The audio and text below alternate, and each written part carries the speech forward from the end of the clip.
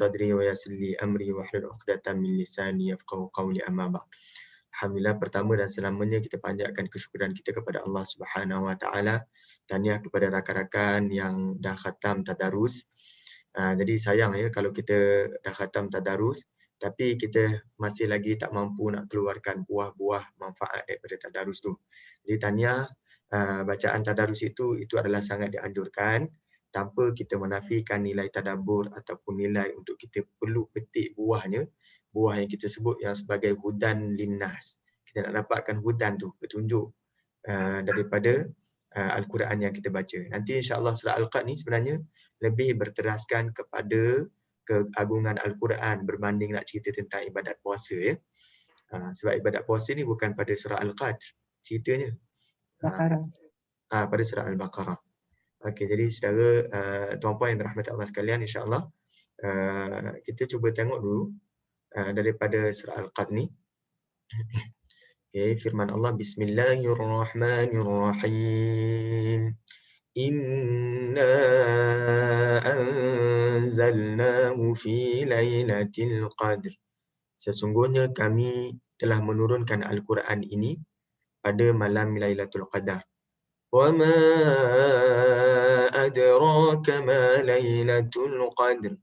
Dan apa jalannya engkau dapat mengetahui apa dia kebesaran malam Lailatul Qadar itu.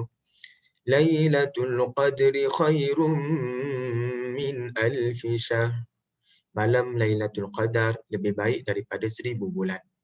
Tanazzalul malaikatu warruhu fiha biizni rabbihim min kulli amr.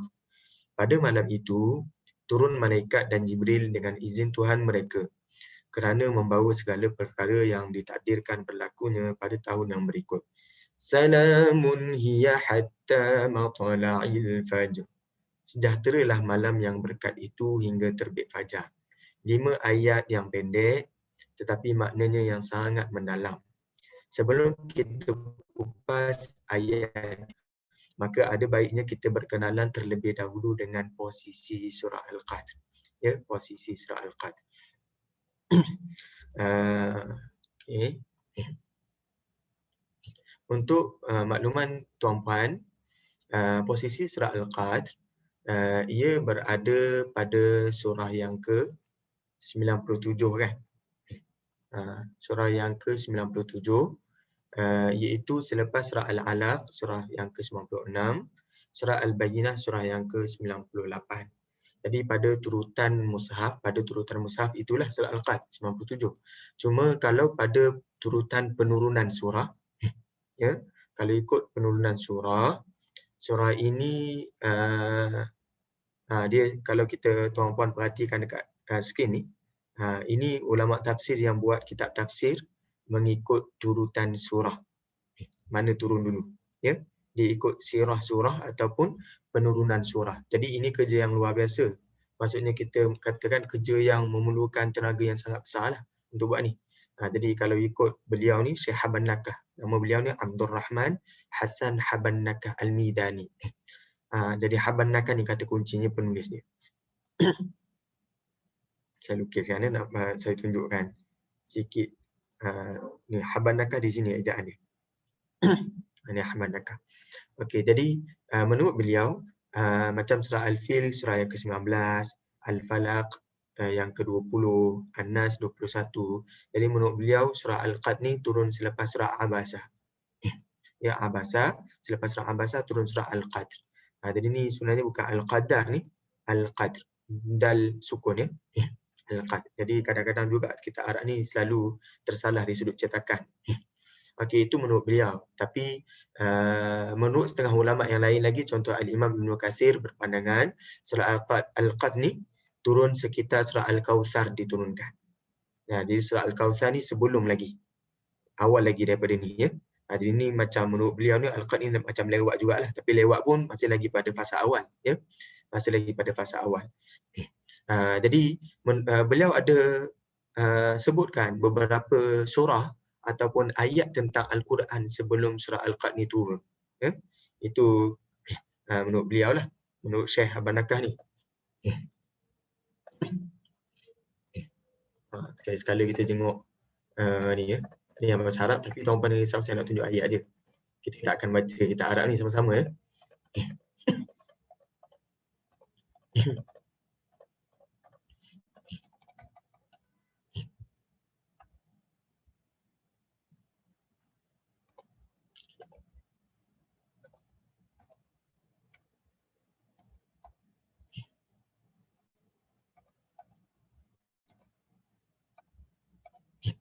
Best buku beliau ni sangat berstruktur lah. Buku beliau sangat berstruktur ya. Okey. Okey, dia sebut ayat-ayat yang turun sebelum ayat-ayat yang turun berkenaan dengan Al-Quran, ayat-ayat yang ceritakan tentang Al-Quran sebelum turunnya surah Al-Qadr. Antaranya yang pertama dalam surah Al-Muddathir ya, ayat yang ke-24 dan 25. So menurut beliau ada tujuh tempat yang ceritakan tentang Al-Quran sebelum turunnya surah Al-Qadr. Yang pertama, ayat dalam surah Al-Muddathir, ayat yang ke-24 dan 25. Ini rentetan daripada peristiwa Al-Walid Al-Mughirah. Al-Walid Al-Mughirah dihantar untuk mencari kelemahan pada Al-Quran, tapi sebaliknya Al-Walid Al-Mughirah dia terdiam, terpaku.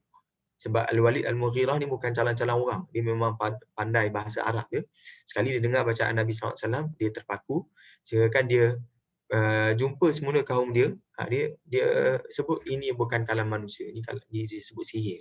Jadi Al-Walid Al-Mughirah dia tahu ini bukan kalam manusia. Tapi bahkan dia tuduh ini adalah sihir. Ya? Sebab semasa dia dengar bacaan tu, bacaan Al-Quran, dia terpesona, terkagum sampai dia tak boleh nak cakap apa-apa dah. Ya? Jadi tergamam, kita sebut kan, tergamam. Jadi Allah turunkan ayat 24, 25, faqala in hadza illa sihrun yu'thar. Dia kata ini tidak lain dan tidak bukan hanyalah sihir yang boleh beri kesan pada orang. In hadza illa qaulul bashar. Tapi Allah tempelak balik ini bukan dia sambung lagi, tidak lain dan tidak bukan ini hanyalah kalam manusia, cuma ada unsur sihir. Ya? Jadi ada ayat yang ceritakan tentang Al-Quran sebelum surah Al-Qadr turun. Kemudian ada ayat yang lain disebut fama lahum anit tadhkirati mu'ridin. Cerita tentang Al-Quran juga. Jadi cerita tentang Al-Quran ni adanya tazkirah, adanya peringatan dalam surah Al-Muddathir juga. Kemudian dalam surah Al-Muddathir juga ada firman Allah sebut kalla innahu tazkirah faman syaa'a dzakarah. Jadi dalam Al-Quran ni sebenarnya tazkirah, peringatan. Siapa yang mahu dia akan ambil manfaat, dia akan mengingatinya ya. Jadi dekat sini ada cerita tentang ayat yang cerita tentang Al-Quran sebelum surah Al-Qadr turun. Sebenarnya 24 dan 25 ni yang dimaksudkan, cuma 49, 54, 55 oleh kerana ia berada dalam surah yang sama maka beliau menukilkan sekali ya. Okey, itu tempat yang pertama. Maksudnya 24, 25, 49, 54, 55. Kalau tuan-puan ada mushaf, tuan-puan boleh tandalah. Ya. Kalau tak nanti saya ambil gambar je lah. Ataupun screenshot sahaja. Screenshot pun boleh. Ya. Ni kecil sangat tuan-puan. Saya besarkan ya. Okay. Jadi ayat ni, tadabbur ayat satu-satu ni tuan-puan kita temukan dalam sesi kita lah. Tuan-puan boleh baca terjemahan dia, boleh baca satu-satu. Ini kita guna sistem yang kita sebut sirah surah ya. Sirah berkaitan surah. Ya, baik insya-Allah. Yang kedua, tempat yang kedua yang ada cerita tentang Al-Quran sebelum surah Al-Qadr ni pada surah Al-Muzammil. Dalam mushaf dia adalah surah yang ke-73, tetapi mengikut penurunan dia adalah surah yang ketiga. Antaranya Allah sebut dalam surah Al-Muzammil, warattilil Qur'ana tartila. Bacalah Al-Quran ni satu-satu secara tartil.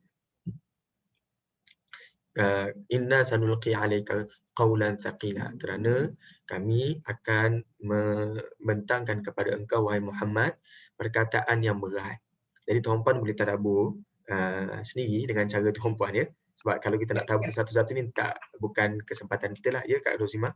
Ada ayat 4 dengan ayat 4 dan ayat 5 Ustaz Muzammil. Ya. Okey, kemudian Jadi kat sini waratilil Quran tartila ni ayat yang keempat ya, Kak Rozimah. Okey, alhamdulillah. Terima kasih Kak Rozimah ya. Okey, tempat yang ketiga adalah pada surah Al-Qalam. Pada surah Al-Qalam, menurut mushaf surah Al-Qalam ni adalah surah yang ke-68. Menurut penurunan surah Al-Qalam ni adalah surah yang keempat diturunkan.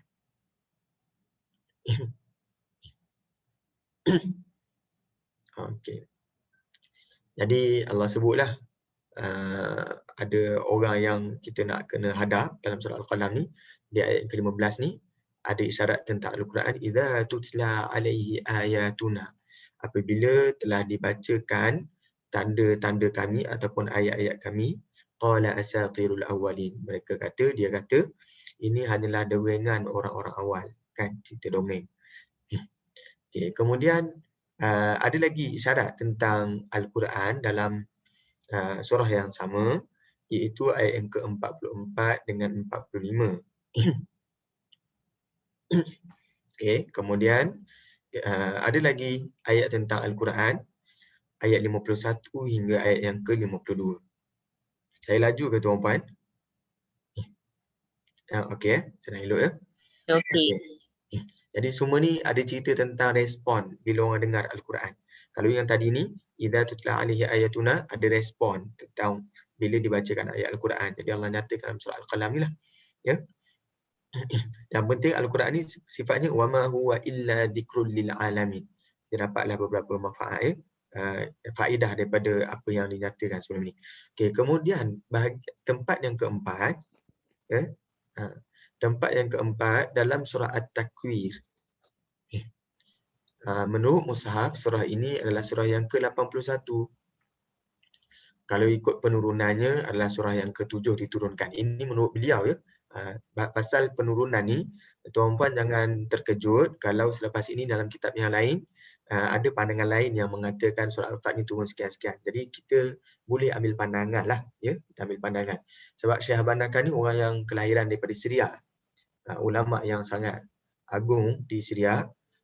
Beliau bahagian fiqh pun beliau ahli, bahagian mantik, ilmu logik pun ataupun ilmu akidah beliau ahli, dan untuk Al-Quran pun beliau buat satu hasil yang sangat luar biasa, 15 jilid ni buku beliau ni.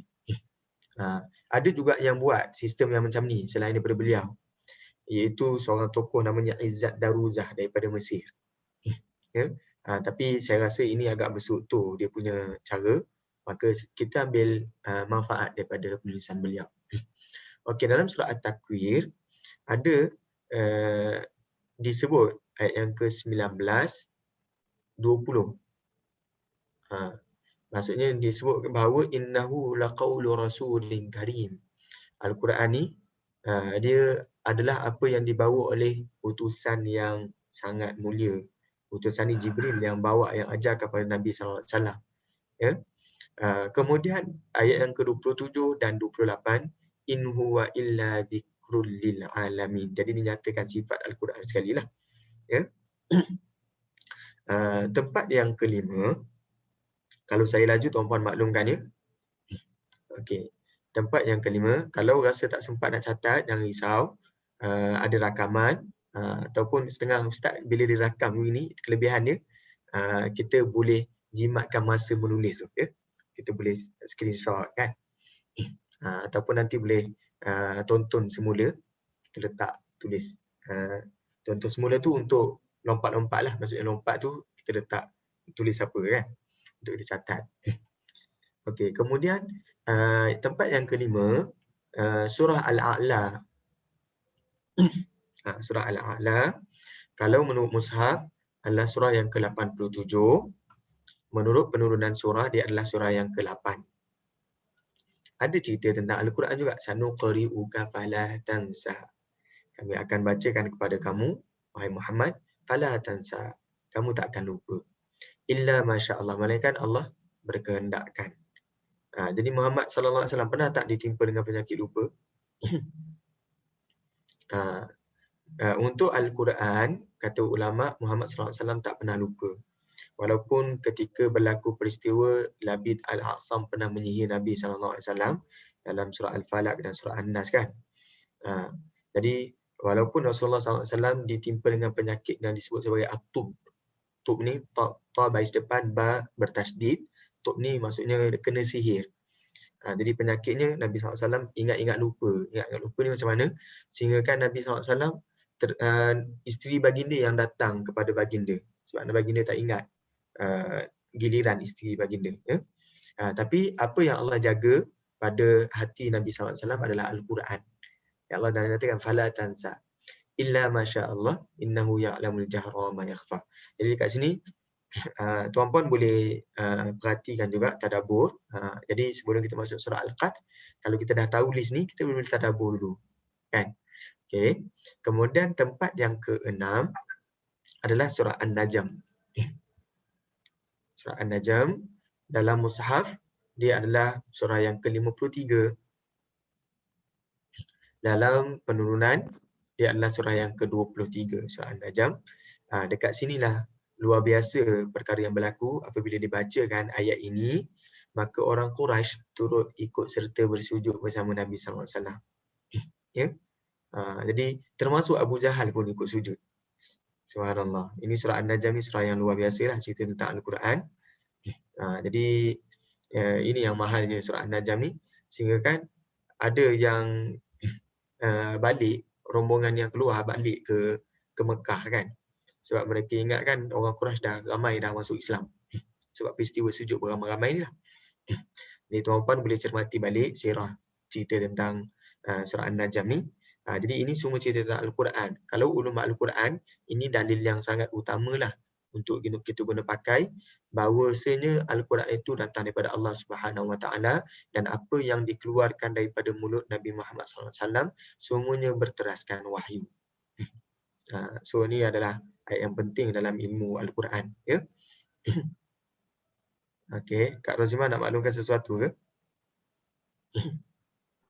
Tak ada, cakap je ayat 1 sampai 5.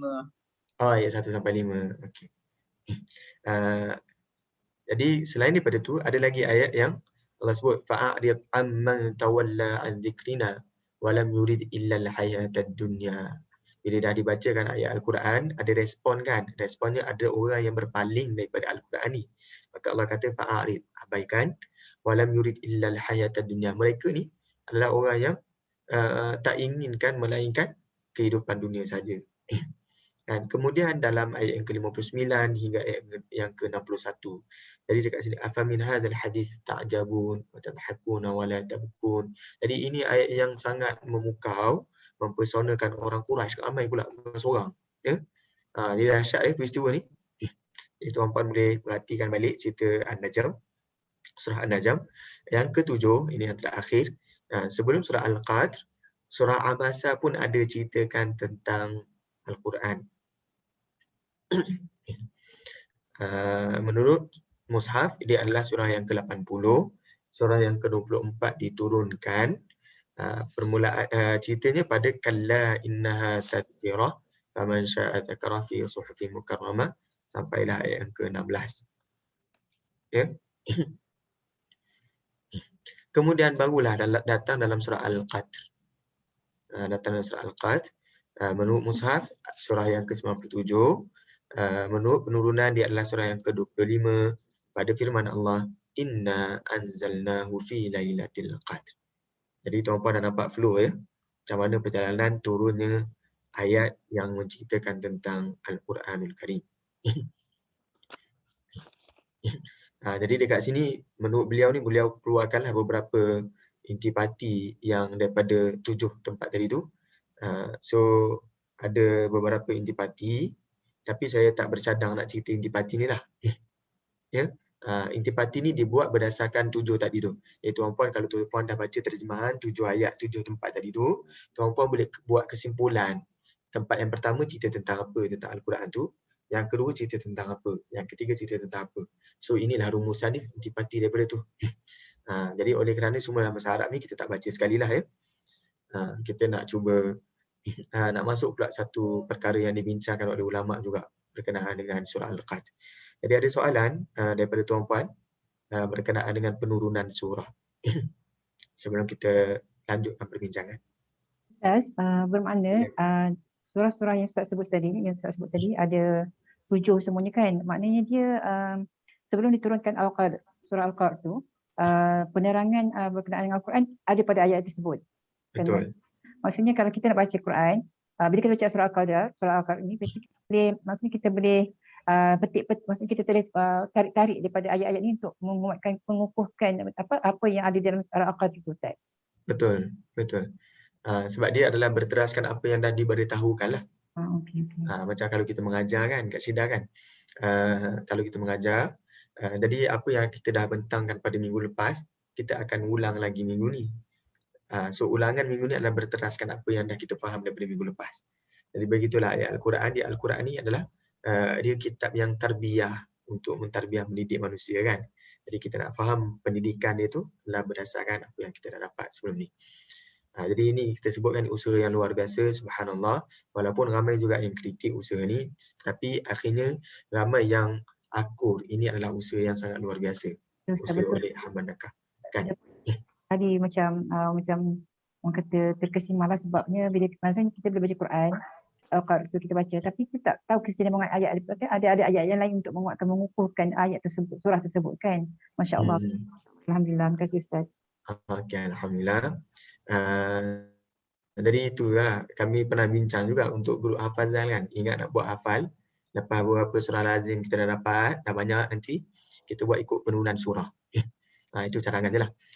Tetapi mungkin masa yang dia ambil tu lama lagi lah kan, sebab kita nak fokus pada surah-surah pilihan dulu. Okey, itu yang ditulis oleh Habannakah. Yang kedua, apa yang ditulis oleh seorang tokoh lagi daripada Syria. Seorang tokoh ni sangat luar biasa. Tapi saya takkan guna kitab Arab ni lah. Saya guna mushaf ni terus. Saya buat rumusan terus apa yang dibawa oleh beliau. Beliau bincang pada posisi surah. Posisi surah ya. Jadi menurut beliau ni, nama beliau ni adalah Sa'id Hawa. So hari ni kita berkenalan dengan dua tokoh ya, kurang-kurang. Selalunya sebelum kita sebut ulama-ulama yang klasik tu kita biasa dengar lah kan. Antaranya Imam Ibn Katsir, Al-Qurtubi, At-Tabari. Tapi kita nak berkenalan yang baru lagi, yang meninggal pun tahun 1980-an. Ya. Saya tunjukkan jugalah nama beliau ni.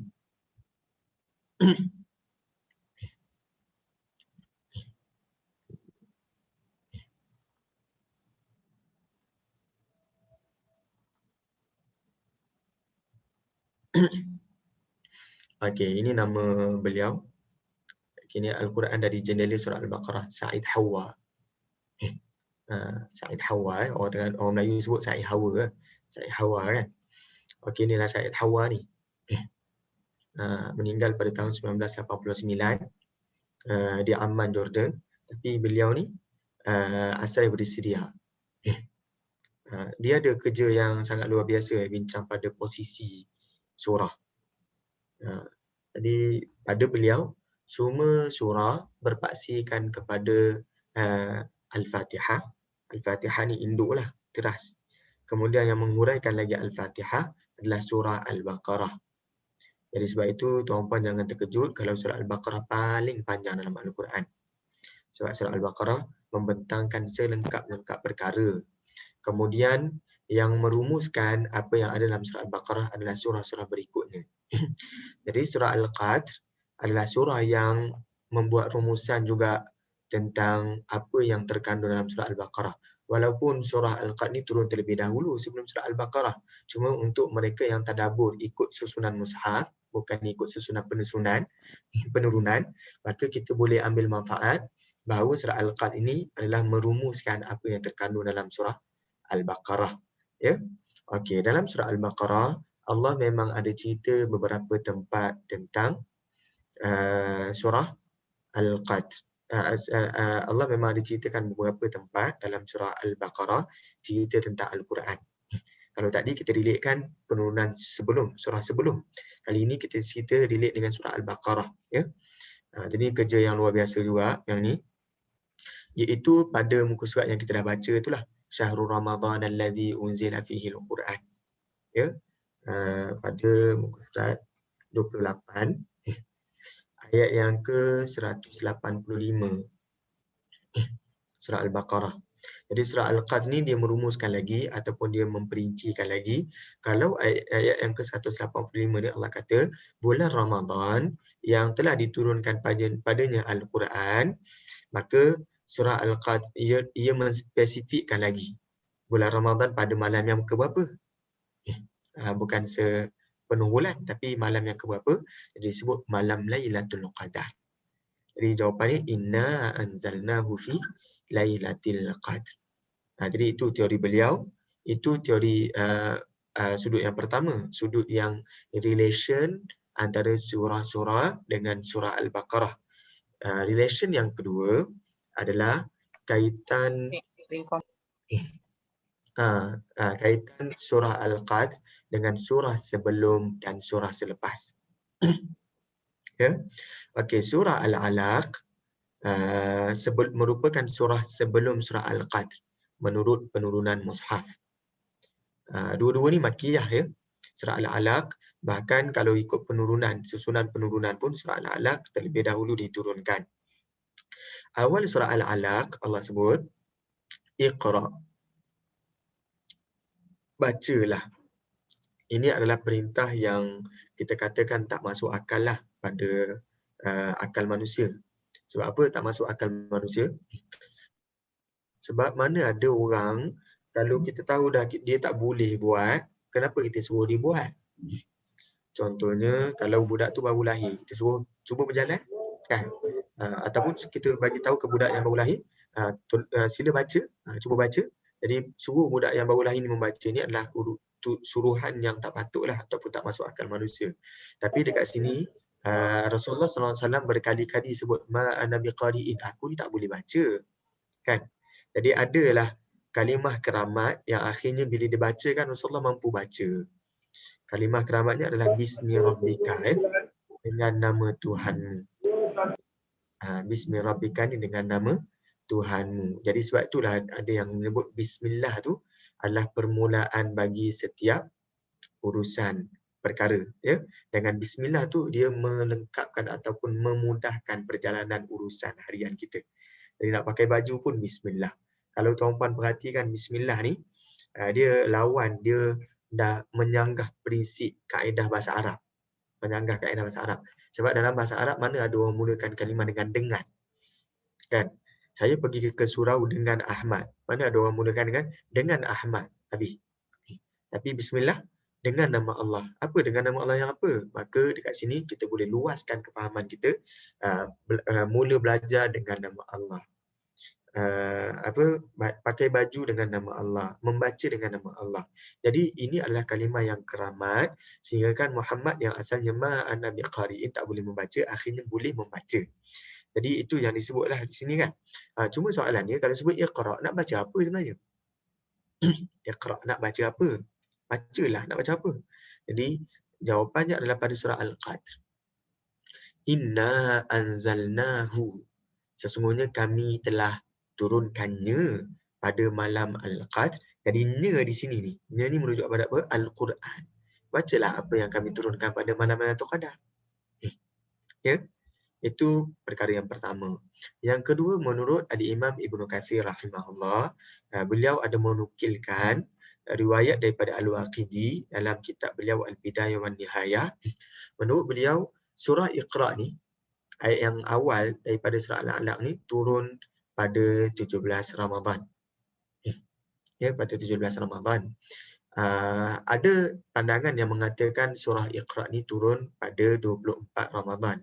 Jadi berdasarkan tarikh wahyu yang pertama diturunkan, kita berpegang nuzul Al-Quran ni pada 17 Ramadan mengikut pandangan yang masyhur. Ya. Mengikut pandangan yang masyhur, nuzul Al-Quran, kita ambil peristiwa 17 Ramadan tu berdasarkan wahyu yang pertama diturunkan.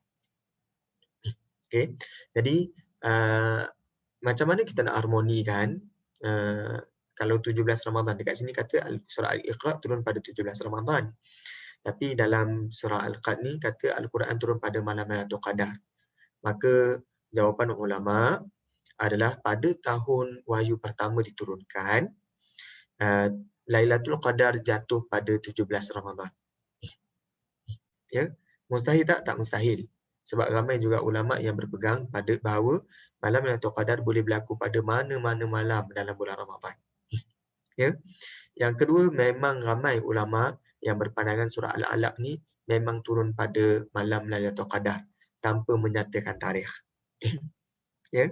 Jadi ada ulama yang menyatakan tarikh 17 Ramadan, ada ulama yang tak menyatakan tarikh.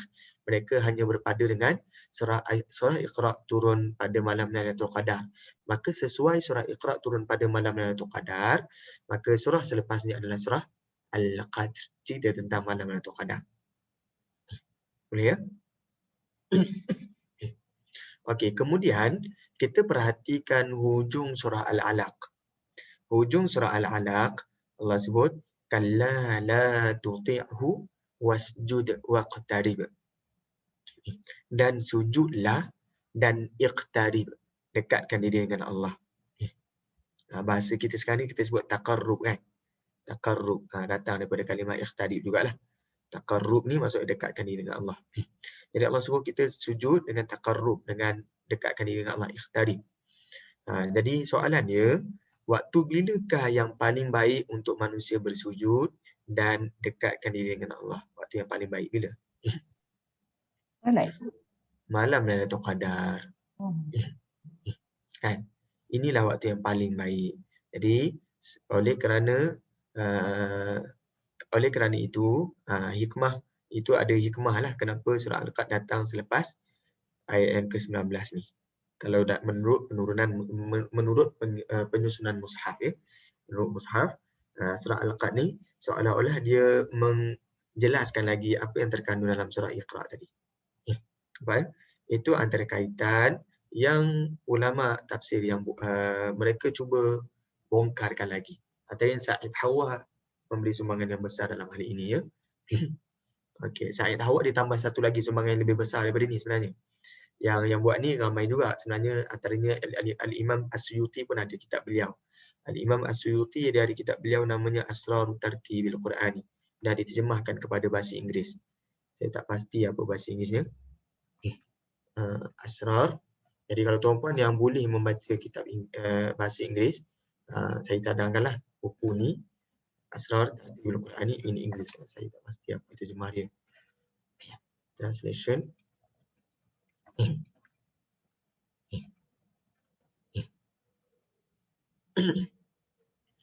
Secrets of the Order of the Quran. Mungkinlah kot. Hari tu memang saya jumpa dalam bahasa Inggeris ya. Ataupun kita tulis English edition lah. Tapi buku ni sangat bagus juga.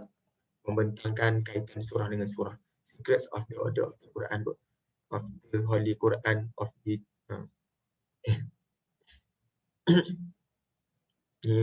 Ni dia terjemah kepada bahasa Inggeris. Ini buku tu sendiri, konten dia sendiri dah diterjemah kepada bahasa Inggeris. Jadi tuan-puan boleh dapatkanlah buku ni untuk yang berminat dengan cerita tentang yang saya sebutkan tadi itulah. Kenapa surah Al-Alaq, selepasnya surah Al-Qadr. Jadi tak perlulah kita tunggu kuliah. Kuliah baru kita nak tahu kan. Okey. Kita teruskan lagi. Ada kaitan surah Al-Qadr dengan surah berikutnya, surah Al-Bayyinah. Tadi surah Al-Alaq nak masuk surah Al-Qadr. Ini sekarang kita nak masuk surah Al-Qadr, nak masuk surah Al-Bayyinah. Okey, kalau surah Al-Qadr, Allah ceritakan tentang keagungan Al-Quran. Ya. Inna anzalnahu fi lailatul qadr. Sesungguhnya kami telah turunkan Al-Qurannya ni, digunakannya, tak dimentionkan inna anzalnal Quran. Ada sebab ya. Kenapa tak sebut inna anzalnal Quran tapi disebut inna anzalnahu fi lailatul qadr. Menunjukkan ini satu benda yang besar digunakan dhamir. Kalau kita belajar bahasa Arab ni dhamir lah ni. Ha ni. Kan Kak Rozimah kan dalam Quran berkata ada dhamir kan. Ini dhamir lah ni, kata ganti nama. Dia tak sebut Al-Quran secara isim yang zahir, nama yang zahir. Ya. Selalunya Al-Quran digunakan kalimah Al-Kitab ataupun Al-Quran. Contohnya Zalikal Kitabu. Tapi yang ni disebut hu, dia tak sebut Al-Quran ke apa. Jadi jawab ini adalah jawapanlah kepada surah Iqra tadi. Surah Iqra. Okey. Yang kedua, apa yang mahal sangat tentang Al-Quran ni? Sampai tempiasnya terkena tempiasnya pada segala yang di sekelilingnya. Antaranya tuan-puan, dalam banyak-banyak manusia, jutaan manusia, ada satu manusia disebut namanya kerana Al-Quran. Kan? Kemudian iaitu Nabi Muhammad SAW. Kemudian dalam banyak-banyak malaikat, ada satu malaikat yang disebut namanya kerana kemuliaan Al-Quran, iaitu Jibril alaihissalam. Dalam banyak-banyak bulan Ramadan yang disebut namanya kerana kebesaran Al-Quran. Dan dalam banyak-banyak malam ini yang disebut namanya malam Lailatul Qadar kerana kemuliaan Al-Quran. Okey, kenapa Al-Quran diturunkan? Kenapa Al-Quran diturunkan? Okey, jadi untuk kita yang belum, contoh yang baru nak belajar Al-Quran, mungkin kita tak perlu pergi jauh, kita hanya tengok pada surah berikutnya, iaitu surah Al-Bayyinah. Kenapakah Al-Quran diturunkan? Ayat yang pertama menjawab, lam yakunil ladzina kafaru min ahlil kitabi wal musyrikin munfakin. Allah kata, sebelum ini orang kafir daripada ahli kitab dan orang musyrik, mereka tak nak berenggang. Mufakin. Berenggang dengan apa? Berenggang dengan amalan tradisi mereka ataupun penyembahan nenek moyang mereka. Jadi oleh kerana ini Allah turunkan Al-Quran. Jawapan ni kat mana? Hatta ta'tiyahumul bayyinah. Sehinggalah datang kepada mereka al-bayyinah. Benda yang jelas, bukti yang nyata, kenyataan ataupun keterangan. Al-bayyinah ni lah. Al-bayyinah ni adalah elemen yang penting yang merujuk kepada kenapa Al-Quran diturunkan. Boleh ya? Dan ini kita katakan ini merumuskan apa yang terkandung dalam surah Al-Baqarah tadi. Kat mana surah Al-Baqarah sebut Al-Bayyinah ni? Dalam surah Al-Baqarah, muka surat 28 tadi kan? 85. Ayat yang ke-185. Okey, Allah sebut, apa yang special sangat ni Al-Quran sehingga keberkatan, kemuliaannya terkena tempias pada bulan Ramadan, pada Lailatul Qadar, kerana 3 elemen ni. Yang pertama, hudan linnas. Petunjuk kepada sekalian alam. Jadi kita kena banyak muhasabah juga. Setiap tahun khatam Al-Quran, pernah tak kita bertanya ataupun bermuhasabah, adakah Al-Quran yang kita baca hari ini sudah menjadi petunjuk dalam hidup kita? Kan? Kena cek balik. Jadi kalau ia belum jadi petunjuk, kena cari jalan macam mana nak jadikan Al-Quran ni petunjuk dalam hidup saya. Ya? Jadi kita tak boleh sekadar nak baca tanpa kita dengan kita menafikan elemen ni. Sebab elemen ni yang lagi penting daripada kita khatam. Ya? Hudan ni. Jadi kena berusaha supaya jadikan Al-Quran ni sebagai petunjuk hidup kita. Petunjuk. Kan? Di sini disebut petunjuk. Okey. Andai kata kita yang dah dapat petunjuk, adakah Al-Quran yang kita baca ni sudah menjadi petunjuk linnas kepada sekalian alam? Ya? Jadi yang tadi kan dalam surah Al-Bayyinah, Al-Quran diturunkan untuk menjadi petunjuk kepada siapa? Alladzina kafaru min ahlil kitabi wal musyrikin. Kan? Ahli kitab dan orang musyrik yang kufur, Al-Quran juga nak jadi petunjuk kepada mereka. Jadi kita kena jadikan Al-Quran ni bukan sahaja petunjuk pada kita, juga petunjuk kepada sekalian alam. Kalau di setengah masjid kan, ada masjid di Kepung ni namanya Masjid Al-Faizin, Kepung. Setiap tahun mereka jawatan kuasa masjid, pengurusan masjid, dia akan anjurkan majlis berbuka puasa bersama non-Muslim. Ya. Kemudian dalam majlis itu non-Muslim boleh masuk ke dalam masjid, tengok orang Islam sembahyang. Jadi mungkin kita boleh buatlah beberapa perkara yang kita nak jadikan Al-Quran ni sebagai petunjuk sekalian alam. Kalau di Malaysia kita ada NGO lah yang buat kerja ni. Contohnya Hidayah Center. Hidayah Center ada buat juga untuk nak kaitkan, nak jaga hubungan dengan non-Muslim atau nak jadikan Al-Quran ni sebagai petunjuk kepada sekalian anak. Okey, yang kita nak bagi perhatian, tuan-puan, elemen yang kedua Allah sebutkan dalam surah Al-Baqarah ni. Wa bayyinatin minal huda. Pada Al-Quran tu dia ada bayyinat. Keterangan-keterangan. Bayyinat ni. Jadi Allah sebutkan dalam surah Al-Bayyinah tadi, hatta ta'tiyahumul bayyinah. Perasan tak? ini adalah kalimah yang sama.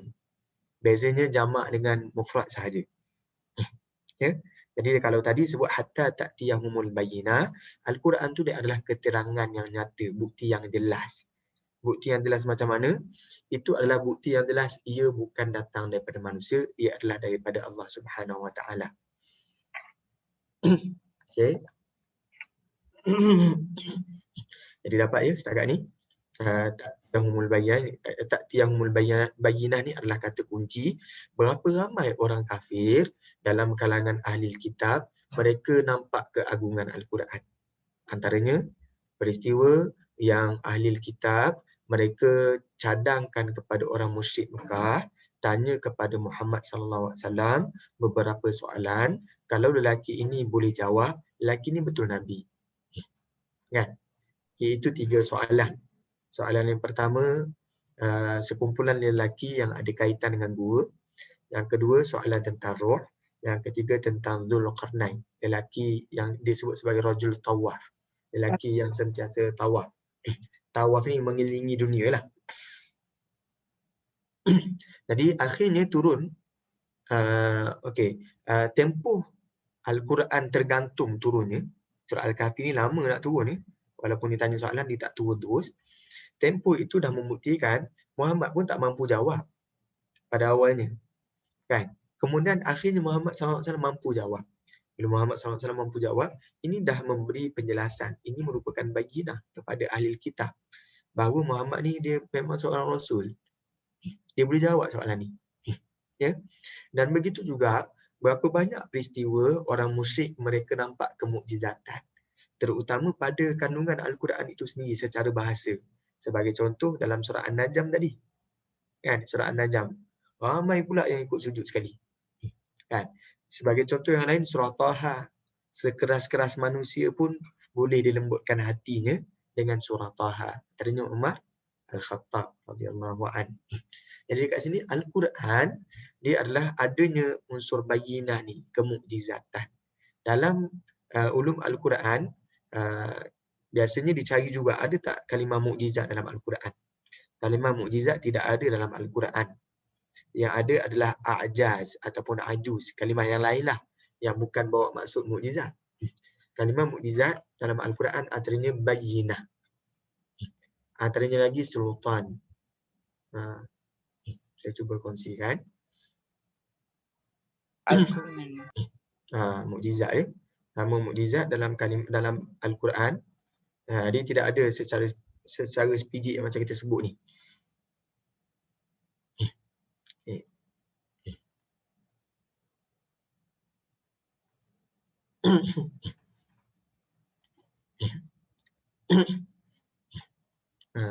Kat sini ya. Okey, kalimah mukjizat dalam Al-Quran ini kalimahnya. Ada yang pertama al-ayah. Kalimah pertama ayah. Ayah ni maksudnya mukjizat lah. Yang kedua bayyinah. Ini dalam surah Al-Bayyinah tadi. Yang ketiga al-burhan. Yang keempat as-sultan. Yang kelima basirah. Screenshot sahaja. Ini kalimah mukjizat dalam Al-Quran. Boleh ya? Jadi Al-Bayyinah tadi tu mukjizat. Jadi mereka ni asalnya orang kafir dalam kalangan musyrik ataupun ahli kitab, mereka tak boleh berenggang melainkan dah nampak mukjizat bayyinah. Sebab itu setengahnya cara kita nak memperbetulkan balik cara pandang kita adalah kita kena kembali kepada Al-Quran jugalah. Kan, Al-Quran dan As-Sunnah tu yang penting. Bukannya ikut hati kita. Rasa semalam mimpi sekian-sekian. Bukan mimpi tak boleh jadikan hujah. Walaupun untuk orang yang soleh, mereka rasa mereka ada kaitanlah dengan mimpi itu petunjuk yang baik. Tapi mimpi bukanlah hujah. Jadi tak ada syariat berdasarkan mimpi. Sebab itu kalau kita perhatikan dalam ulum Al-Quran dibincangkan, pernah terjadi satu peristiwa Nabi SAW dilihat macam tertidur. Matanya tertutup di masjid, dalam masjid. Maka ketika itu Rasulullah SAW tersenyum. Sahabat bertanya, apa yang berlaku? Rasulullah kata, baru sahaja sebentar diturunkan kepada aku surah Al-Kawthar. Jadi ulama mereka berbincang, adakah boleh Al-Quran turun ketika Rasulullah SAW sedang tidur? Boleh tak Al-Quran turun ketika Rasulullah SAW sedang tidur? Kalau wahyu betul, wahyu boleh turun dalam mimpi yang baik, mimpi yang baik kan, ar-ru'yah salihah. Tetapi kalau Al-Quran, kebanyakan ulama berpandangan bahawa Al-Quran tak boleh turun pada waktu tidur. Yang berlaku pada Rasulullah SAW, Rasulullah pejam mata tu sebab Rasulullah tak tahan, Rasulullah sedang menanggung bebannya turunnya Al-Quran. Macam kita kan, tengah kerja, kita tak tidur pun, tapi kita memang tak boleh nak celak mata. Kan? Jadi itu antara fenomena ketika Al-Quran diturunkan. Dia ada satu lagi perbahasan disebut sebagai fenomenologi Al-Quran. Fenomena yang menimpa Nabi SAW ketika Al-Quran diturunkan.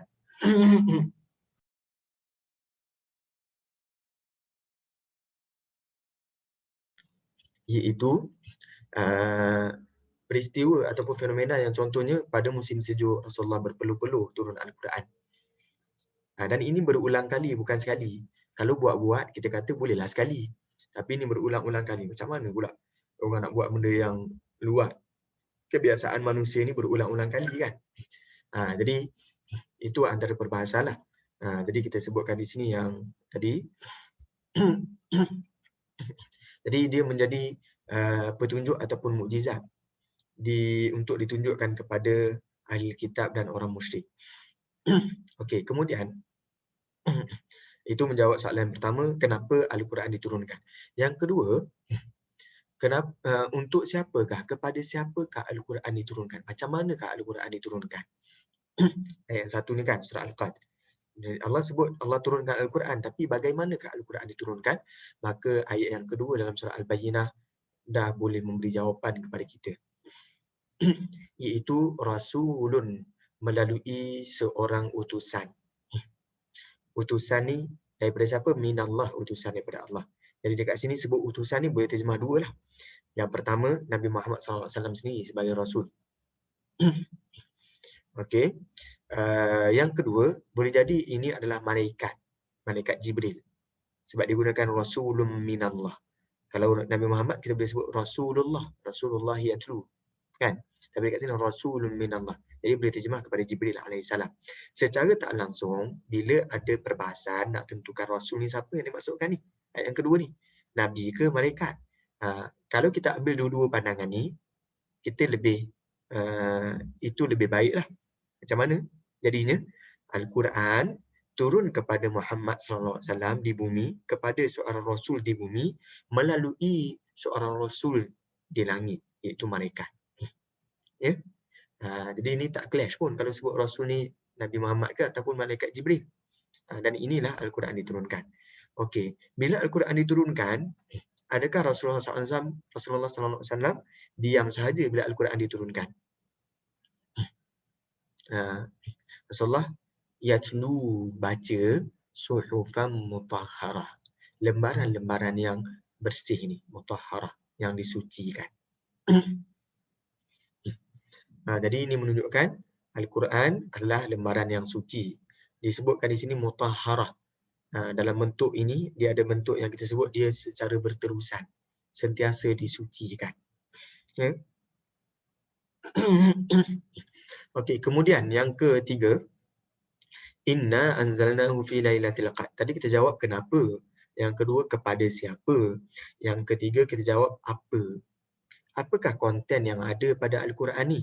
Sehingga kan ia disebut-sebut dalam surah Al-Qadr ni. Maka kontennya adalah fiha kutubun qayyimah. Dalam keterangan Al-Quran ni, dia ada kutubun, ada undang-undang, ada kitab-kitab, ada peraturan-peraturan yang qayyimah, yang lurus. Nampak tak? Ada kaitan antara surah Al-Bayyinah dengan surah Al-Qadr. Kemudian, kita teruskan lagi. Ayat yang pertama ni. Bila Al-Quran diturunkan, apakah respon orang nak terima Al-Quran? Ya, apakah respon? Responnya adalah Allah kata pada ayat yang keempat, wa ma tafarraqal ladzina utul kitab. Sebelum ini orang-orang yang diberikan kitab, iaitu ahli kitab, mereka tak pernah berpecah.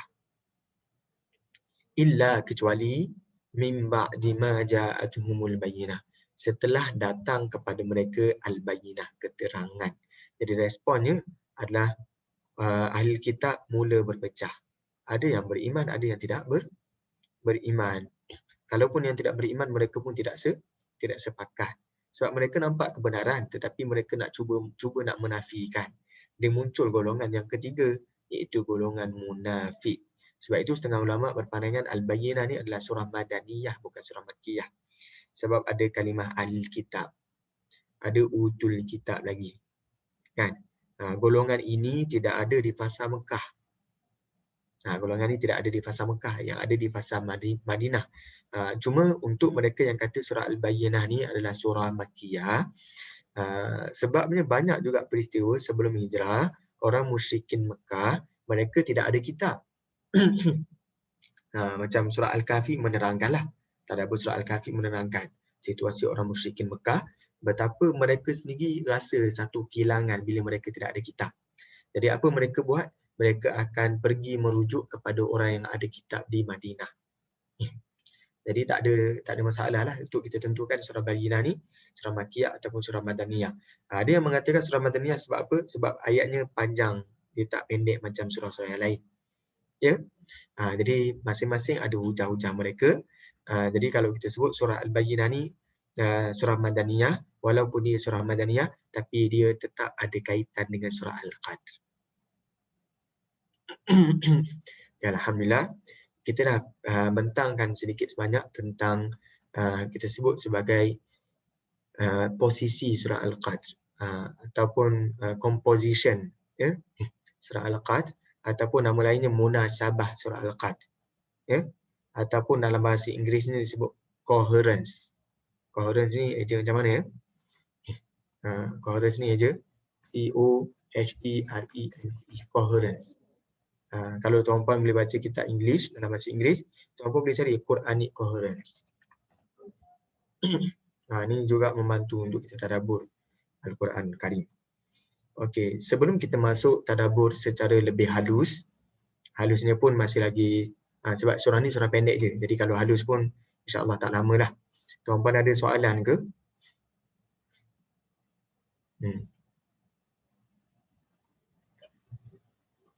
Ustaz, Silakan, Kak Rida. apa tu? Okey. Okay, sebelum Ustaz sampaikan apa yang ada pada surah Al-Bayyinah ni, kita sebelum ni kita baca surah Al-Qadr tu, tanpa kita ada tahu pengetahuan kita berkaitan apabila ada jawapan-jawapan dalam surah Al-Qadr tu pada surah Al-Bayyinah. Jadinya maksudnya ilmu lah kan, ilmu yang sampaikan tak sampai, maksudnya kita tak tadabbur kan, kita baca Quran tapi tak tadabbur, kita tak faham tanpa bimbingan para ustaz, para asatizah kan. Hari ini bila Ustaz sebut begini satu relate antara surah sebelum dan surah selepas tu Ustaz. Alhamdulillah. Terima kasih Ustaz atas penjelasan hari ini. Macam benda yang tak boleh kata ambil sambil lewa lah kan bila baca kan. Bila setiap kali Ramadan surah Al-Qadr ni kita jadi perhatian. Tapi kita baca surah Bayyinah tapi tak tahu ada jawapan nak Bayyinah tu dekat surah Al-Qadr tu. Hari ni dengan penjelasan Ustaz, insya-Allah Kak Syida lah, harap-harap sahabat tu juga kita dapat penjelasan tu yang kita selama hari kita cari kat dalam dalam surah Al-Qadr tu. Ada dalam surah Bayyinah tu. Kita baca surah Bayyinah tu tapi kita faham makna dia, kita baca makna dia tapi kita tak tahu penjelasan dia tu ada related each other kan Ustaz. Masya-Allah Ustaz. Terima kasih Ustaz atas penjelasan hari ini Ustaz. Masya-Allah, alhamdulillah. Terima kasih Kak Syida ya atas respon yang sangat baik. Ada lagi yang nak bagi nak luahkan pandangan sebab tadabbur ni adalah lebih kepada luahan lah sebenarnya. Tadabbur ni lebih kepada luahan. Kalau kita dapat saja tu informasi. Bila diluahkan macam Kak Syida tu dah masuk ke arah tadabbur ya. Okay, terima kasih Kak Syida atas luahan. Lagi ada lagi yang nak luahkan ataupun nak bertanya, nak tambah ke, silakan. Saya pun boleh juga ambil manfaat daripada tambahan tuan-puan. Okey. Kalau tidak ada, ya silakan. Ada bila Ustaz kan, maksudnya untuk kita apa yang bukan maksudnya kita usahakan untuk dapatkan ilmu ni, tapi refleksi diri kita tu dekat mana sebenarnya kita dengan Al-Quran.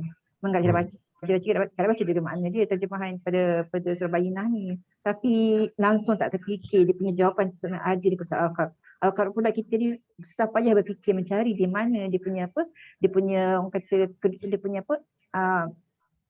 dia punya inti dia kan. Di mana dia Allah bagi Al-Qadar tu kan, kita tunggu kalau Al-Qadar tu, tapi sebenarnya insya-Allah subhanallah walhamdulillah dan Muhammad Ustaz. Terima kasih Ustaz. Alhamdulillah, sama-sama. Tak apa, saya pun ambil daripada kitab ulama jugalah. Ini Ya. saya tolong bentangkan je, bukannya saya tolong sampai. Maksudnya bentangkan je lah. Ya Kak Syida. Cuma sebab sudut pandang orang dia terkesan dengan sudut yang berbeza-beza. Cuma untuk saya ambil pendekatan tadabbur secara halus ataupun tafsir ataupun dengan nama lain tafsir, saya rasa itu mungkin tuan-puan boleh dapatkan juga di luar. Maka saya ambil pendekatan beginilah. Saya tolong bentangkan je ya. Okey, alhamdulillah. Kalau tidak ada pandangan ataupun tambahan, mungkin saya boleh teruskan lagi perbincangan kita berkenaan dengan surah Al-Qadr ya. Okey, kita nak masuk secara lebih halus surah Al-Qadr ni.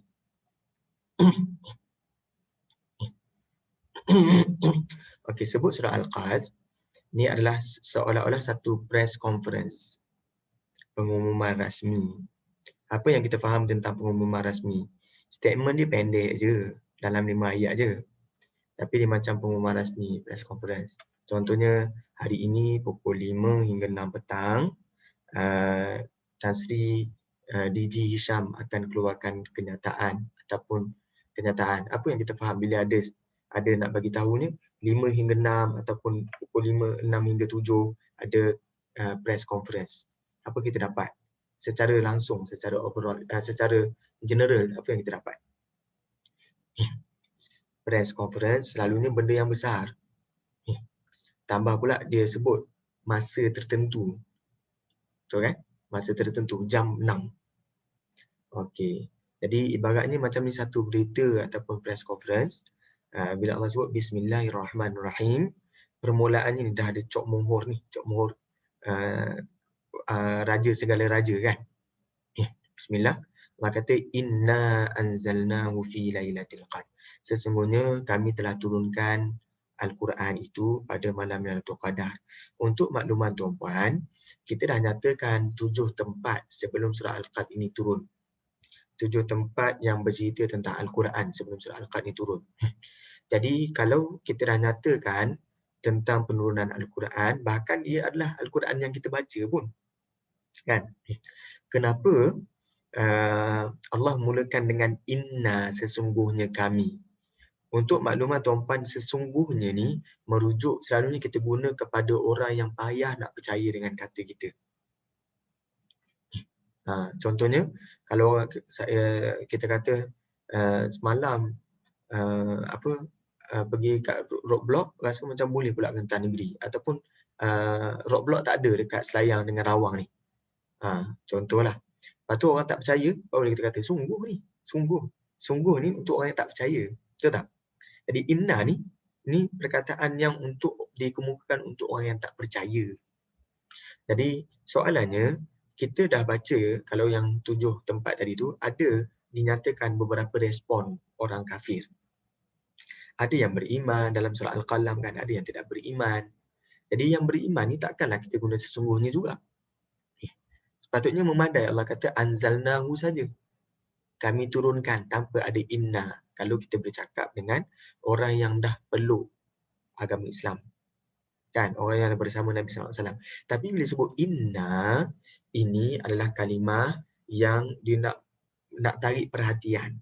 Nak bagi tahu ni, ada satu benda yang besar ni. Sesungguhnya, jadi sesungguhnya adalah pemberitahuan tentang perkara yang besar. Boleh ya? Anzalnahu. Kami turunkannya. Ini ada beza dengan penggunaan nazzalnahu. Ya, nazzalnahu. Jadi tuan-puan, dalam Al-Quran ada bentuk nazzalna, ada bentuk anzalna. Jadi artis tu letak nama anzalna. Inilah kalimah bahasa Arab lah tu, anzalna. Telah kami turunkan. Kan? Okey, jadi ada beza dengan nazzalna. Kalau nazzalna, turunnya beransur-ansur bukan sekaligus. Kalau anzalna turun sekaligus. Di sini kebanyakan ulama mereka katakan ini merujuk kepada wahyu pertama yang diturunkan. Sesungguhnya wahyu pertama kami turunkan pada malam Lailatul Qadar. Tetapi kita tidak menafikan juga ada ulama bahasa ataupun ulama yang mentafsirkan ayat menurut perspektif bahasa, mereka katakan ini menunjukkan Al-Quran keseluruhannya. Al-Quran keseluruhannya. Jadi untuk sesi pagi ni mungkin kita selitkan dengan ulum Al-Quran. Untuk pengetahuan tuan-puan, artinya di sini ada dua bentuk penurunan Al-Quran. Penurunan yang pertama secara sekaligus. Sekaligus. Iaitu Al-Quran diturunkan sekaligus pada malam Lailatul Qadar. Daripada mana? Daripada Lauh Mahfuz ke langit dunia. Ke Baitul Izzah di langit dunia. Baitul Izzah, langit dunia. Ini dah ada alamat dah ni. Ni tak guna GDEX pun ataupun apa-apa servis postman kan. Ini guna servis yang paling laju lah. Itu kalau yang ni Lauh Mahfuz ke Baitul Izzah. Okay. Kemudian penurunan yang kedua adalah secara beransur-ansur. Ya. Ini adalah daripada Baitul Izzah melalui postman yang paling laju dalam alam ni, Jibril alaihi salam lah, Baitul Izzah kepada hati Nabi sallallahu alaihi wasallam. Okay, dapat ya? Jadi untuk mereka yang berpegang ayat ini merujuk kepada wahyu pertama turun pada malam Lailatul Qadar. Jadi apa pandangan sekalipun tentang tarikh surah Iqra diturunkan, itu adalah Lailatul Qadar pada tahun itu. Jadi untuk mereka yang berpandangan 17 Ramadan pada wahyu pertama, maka itu adalah Lailatul Qadar. Mereka yang berpandangan 24 Ramadan, itu adalah Lailatul Qadar. Jadi kita pun dah nampak mana lebih, kita boleh nilai mana lebih kuat. Tetapi pandangan-pandangan itu sebenarnya tak menunjukkan bahawa tarikh ni tak penting. Betul tak? Ada pandangan 17, ada pandangan 24, ni menunjukkan tarikh tak penting. Kalau kita sebutkan, belum 100 tahun yang lepas pun, atuk-atuk kita ada yang kalau nak kahwin awal, mereka register nama tarikh lahir mereka di balai polis pun, tarikh yang lebih awal. Kan? Sebab nak kahwin awal, dia letak umur dia lagi tua daripada umur yang sepatutnya. Pernah dengar tak tuan-puan? Orang selalu guna taktik ni. Kan? Jadi sebab tu ada orang tu, umur 90. Cik, saya nampak cik ni umur 90. Tapi macam mana boleh dapat anak bongsu lagi? Kan? Dapat anak bongsu lagi tahun tu. Sebab mereka dah tukar tarikh. Boleh jadi ada dua sebab. Satu, taktik nak kahwin awal. Ataupun satu sebab lagi sebab dia tak ingat tarikh lahir. Kan? Sama juga macam kita. Mungkin kita boleh tanyakan juga tarikh lahir anak sulung kita. Siapa lagi yang masih ingat tarikh lahir anak sulung kita? Kan? Selalu kalau tanya anak, golongan para suami ni, biasa dah tak berapa nak ingat dah tarikh lahir anak sulung. Tapi benda tu tak penting ke? Sebab ada benda yang lebih penting tentang anak sulung dia selain daripada tarikh lahir. Iaitu anak sulung tu selamat ke tak? Boleh survive ke tidak? Kan? Okey ke tidak? Apa nilai added value pada dia? Jadi bukannya pada tarikh lahir tu yang menunjukkan dia tu penting. Betul tak? Jadi menunjukkan tarikh ni tak penting. Yang penting, apa-apa pun tarikh yang diriwayatkan, itu adalah malam Lailatul Qadar. Itu satu pandangan. Okey, andai kata kita jenis yang pentingkan tarikh. Macam, okey, saya pentingkan tarikh lah Ustaz. Saya rasa ni memang 17 Ramadan. Dan saya tak bersetuju 17 Ramadan adalah Lailatul Qadar. Maka kita boleh beralih kepada bentuk penurunan yang pertama. Iaitu ayat ini lebih merujuk kepada turunnya Al-Quran secara sekaligus pada malam Lailatul Qadar. Okay? Jadi dekat sini ada dua bentuk lah. Boleh jadi pada wahyu pertama, boleh jadi pada Al-Quran secara sekaligus sepenuhnya.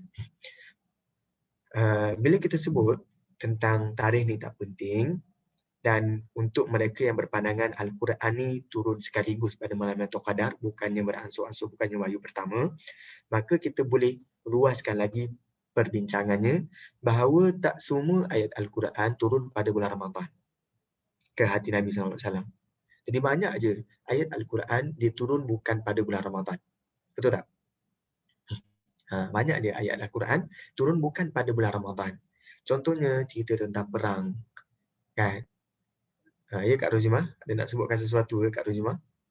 Tak ada. Okey. Contohnya beberapa ayat tentang haji. Ayat tentang haji, ayat tentang talak, ayat tentang apa lagi? Banyaklah cerita. Ayat tentang Al-Fath. Kan? Surah An-Nasr lagi kan.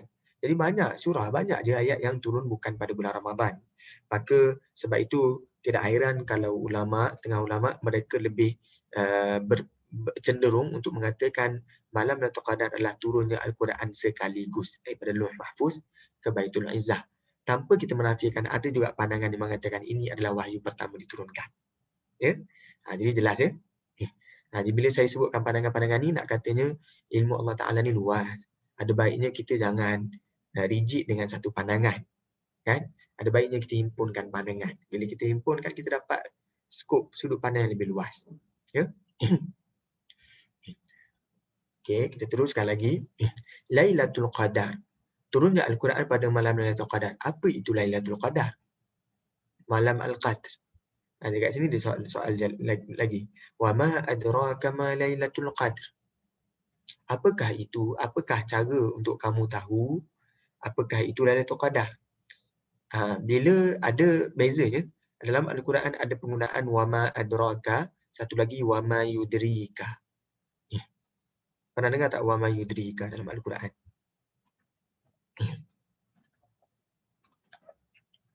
Kalau kita belajar bahasa Arab ada dua bentuk ni lah.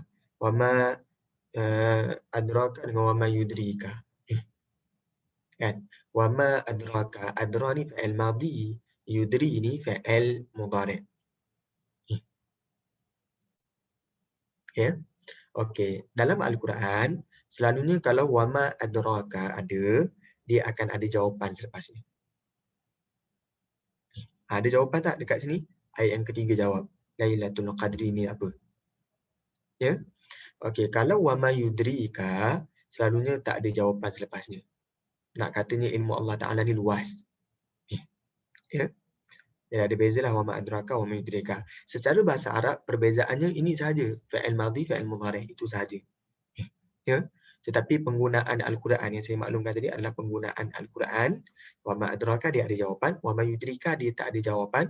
Tapi kenapa tak ada jawapan? Kenapa tanya kalau tak ada jawapan? Sebab nak maklumkan ilmu Allah Ta'ala ni sangat luas. Tak semua benda kita tahu. Ya. Tapi untuk wa ma adraka ni Allah nak bagi tahu, memang Allah nak bagi tahu. Ya. Okey, itu yang pertama. Yang kedua, wa ma adraka dia adalah satu bentuk yang menunjukkan itu memang benda yang besar. Macam mana nak tahu ni? Lailatul Qadar tu apa? Jadi soalan tu soalan yang menunjukkan perkara yang akan dimaklumkan itu adalah perkara yang besar. Jadi tuan-puan akan jumpa wa ma adraka di banyak tempat lah. Kan? Jadi peliklah kalau orang nak buat ayat Al-Quran, dia nak buat ayat Al-Quran, dia guna al-fil, mal-fil, wa ma adraka mal-fil. Kan? Jadi apa besar sangatnya gajah, melainkan saiz saja. Kan? Padahal gajah pun ada ditundukkan oleh budak yang kecil. Contoh di Thailand, adanya budak kecil yang menunggang gajah yang besar. Kan? Jadi, apa yang besarnya sampai guna wa ma adraka mal fil. Jadi kita sebut itu dah tak ada unsur kemukjizatan pun ataupun ketinggian bahasa pun dah lagi dah. Wa ma adraka mal fil yang orang nak buat ayat Al-Quran kan. Jadi dekat sini Lailatul Qadar ni adalah benda yang besar. Okey. Jadi yang Allah jawab dalam ayat yang ketiga, Allah jawab Lailatul Qadri khairum min alfi syahr. Malam Lailatul Qadar adalah lebih baik daripada 1000 bulan. 1000 bulan 30,000 malam. Ya, 30,000 malam. Jadi tuan-puan pernah tak, ada tak dekat sini buat trading saham? Kan?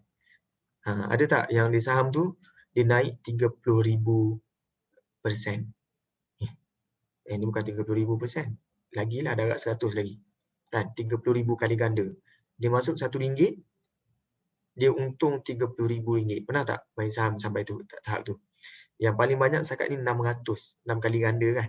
600 kali ganda pun ada. Kan? Orang letak RM9,000 dah jadi jutawan. Tapi ini bayangkan ni lagi dahsyat daripada 1,000 bulan, iaitu 30,000 malam. Lebih banyak daripada 30,000 malam. Ini kata Al-Imam Ibn Kathir, ia adalah rintitan daripada beberapa riwayat. Antaranya ada Rasulullah SAW ceritakan tentang pada zaman dahulu sebelum umat Muhammad SAW, ada 4 manusia dalam kalangan ahli kitab yang tak pernah lakukan maksiat. Yang tak pernah buat dosa. Ya. Jadi sebab tu kita jangan heranlah kalau orang tu kita nampak siqah, alim, semua tak terlepas daripada dosa. Ya. Sehingga Rasulullah mention begitu, maksudnya tak ada orang yang terlepas daripada dosa. Tapi Rasulullah kata dulu ada orang yang mereka tak pernah melakukan dosa selama 1000 bulan. Maka disebutlah nama-nama tu, antaranya Nabi Zakaria alaihissalam, antaranya Yusha bin Nun, ada lagi 2 nama saya tak berapa ingat ya. Tuan-puan boleh rujuklah dalam tafsir Ibn Kathir. Dia katakan. Maka ini menyebabkan para sahabat kagum. Jadi untuk menunjukkan Al-Quran ni dia ada sifat kemanusiaan. Bukannya Al-Quran ni dia sekadar hubungan manusia dengan Allah Ta'ala, bukan itu. Maka Allah nyatakan, Allah tenangkan melalui Jibril alaihissalam, Lailatul Qadri khairun min alfi syahr. Sebenarnya ada lagi rahsia macam mana kita nak taktik, macam mana kita nak dapat lebih baik daripada orang-orang dahulu zaman Bani Israel ni. Iaitu Allah gandakan malam-malam ni dengan malam Lailatul Qadar. Okey. Tarikhnya tahu ke malam Lailatul Qadar ni bila? Malam Lailatul Qadar ni ada ulama yang spesifikkan tarikh. Kalau kami di Jordan, selalunya spesifik pada 27 Ramadan. Kan? Tapi sebenarnya banyak je riwayat yang memaklumkan pada 21 Ramadan sahabat bertemu malam Lailatul Qadar. Boleh jadi juga setiap orang Lailatul Qadarnya malamnya adalah lain-lain. Boleh jadi juga, wallahu a'lam lah. Kan? Saya katakan berjadi je lah. Sebab ada orang dia bangun malam tu, dia nampak ada benda-benda yang magical lah berlaku kan. Contohnya nampak ayam bersujud kan. Tapi dia tak bersujud pun. Okay, jadi dekat sini ada orang begitu kan. Tapi ada orang yang bangun juga dalam malam yang sama tapi dia tak nampak benda tu. Kan? Boleh jadi sahaja. Sebab kita sebutkan Lailatul Qadar ni masih lagi misteri bilakah ia. Kan? Jadi subjektif. Jadi untuk setiap orang tu walaupun tahun sama dia tak sama malam Lailatul Qadar tu. Buktinya mana? Antara buktinya contohnya kalau tarikh raya pun kita tak sama. Kan? Tarikh raya kalau di UK, tuan-puan dekat sini ada pengalaman pernah tinggal di UK. Kan? Semuanya tertakluk kepada pengurusan masjid, nak tentukan tarikh raya bila. Jadi tempat yang sama, lain masjid. Kalau nak raya lagi awal, dia pergi masjid yang raya lagi awal lah. Kan? Tapi nak raya lagi lewat, dia pergi kat masjid yang raya lagi lewat. Jadi itu pada sudut pengurusan masjid. Okey, andai kata kita tak serahkan kepada pengurusan masjid, kita sebut pada tentang anak bulan. Ya. Jadi ada waktu Saudi raya lagi awal daripada kita. Padahal Saudi ni kena matahari lagi lewat daripada kita. Betul tak? Jadi ada tahun tu, kalau kami di Jordan dulu ada tahun 1 saja dulu, bulan Ramadan jatuh awal sehari daripada kita di Malaysia.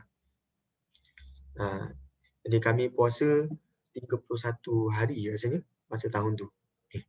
Saya lah, sebab saya balik bulan Ramadan. Kalau saya balik sebelum bulan Ramadan, saya puasa 30 hari lah macam orang lain.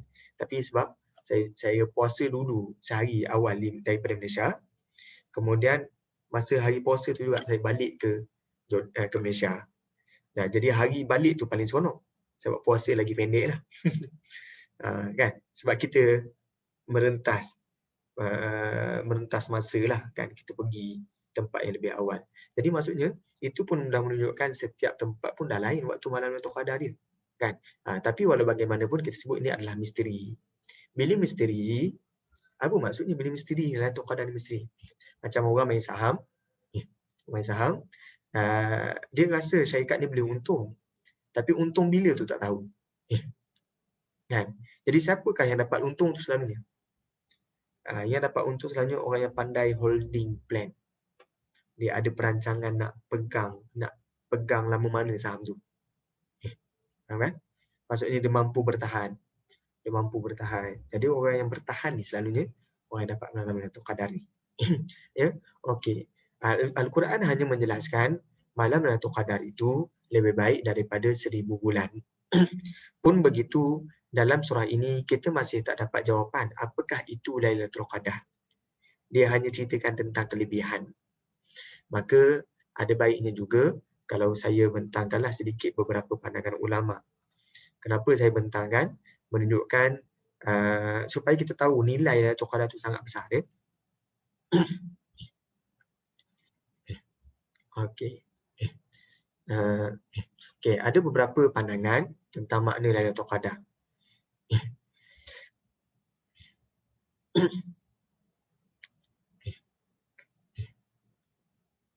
Okey, antara maknanya, yang pertama, ni dekat poin kecil ni, kalau kita belajar pandai bahasa Arab ni, poin yang ada titik bulat ni, ada bulat ni. Okey, saya tolong bacakanlah. Saya tolong bacakan. Makna yang pertama untuk Al-Qadr, maknanya adalah kadar sesuatu. Kadar, maksudnya amount, bilangan. Ya, pada perkara yang dibolehkan kita letak kuantitinya. Jadi malam Lailatul Qadar tu adalah amount, kadar ataupun bilangan, kuantiti. Malam kuantiti. Jadi kita sebut dengan bahasa mudah, satu tapi produknya banyak.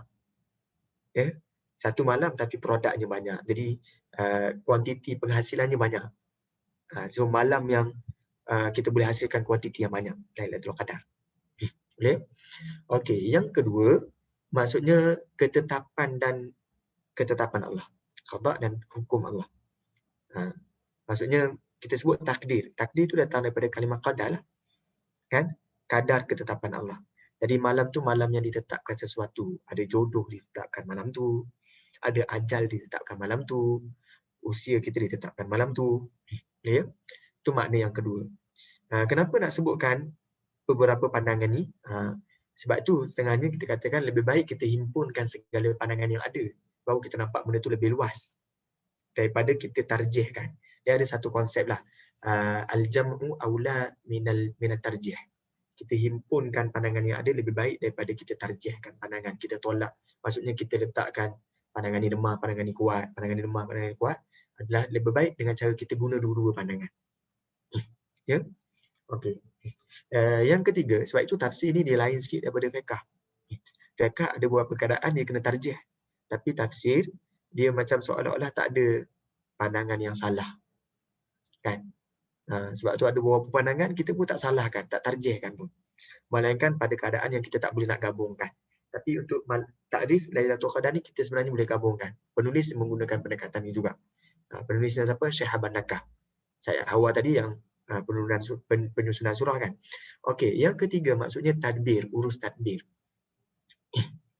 Jadi pada malam tu Allah tetapkan pentadbiran Allah Subhanahu Wa Taala. Ikut tadbirnya macam mana kan. Okey.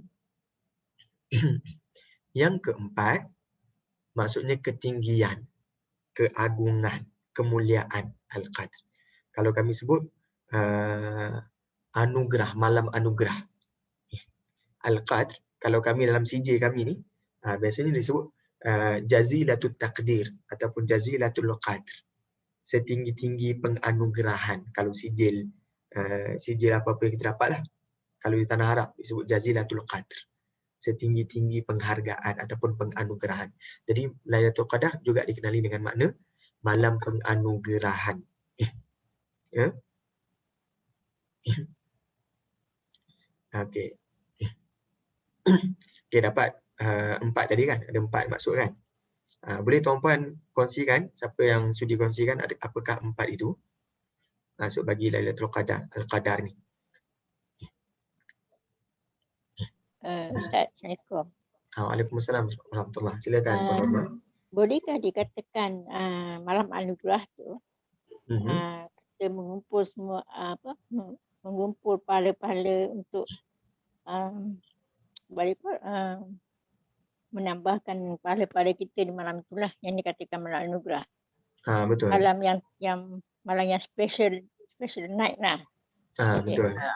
Kita buat amalan, kita dapat anugerah tu, kita dapat pahala pahala tu sekarang kita ada pahala kan.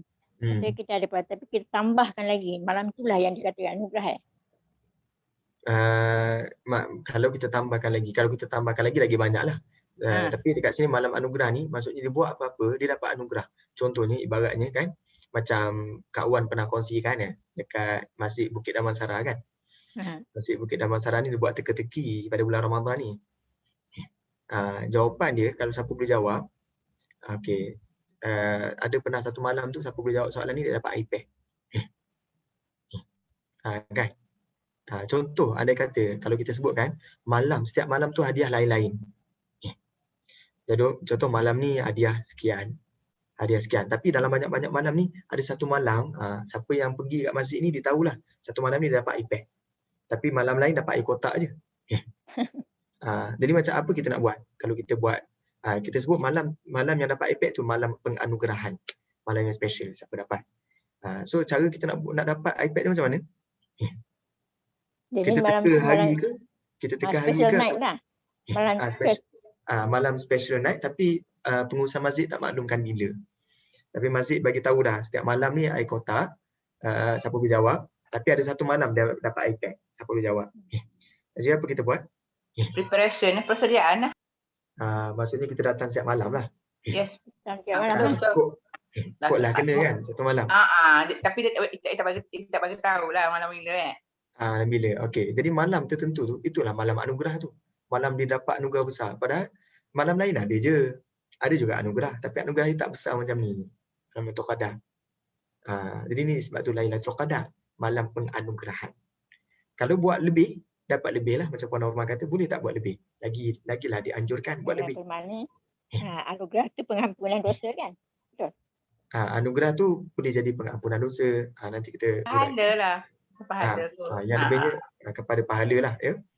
Okey. Tapi kenapa kita banyak mengamalkan zikir mengampunkan dosa?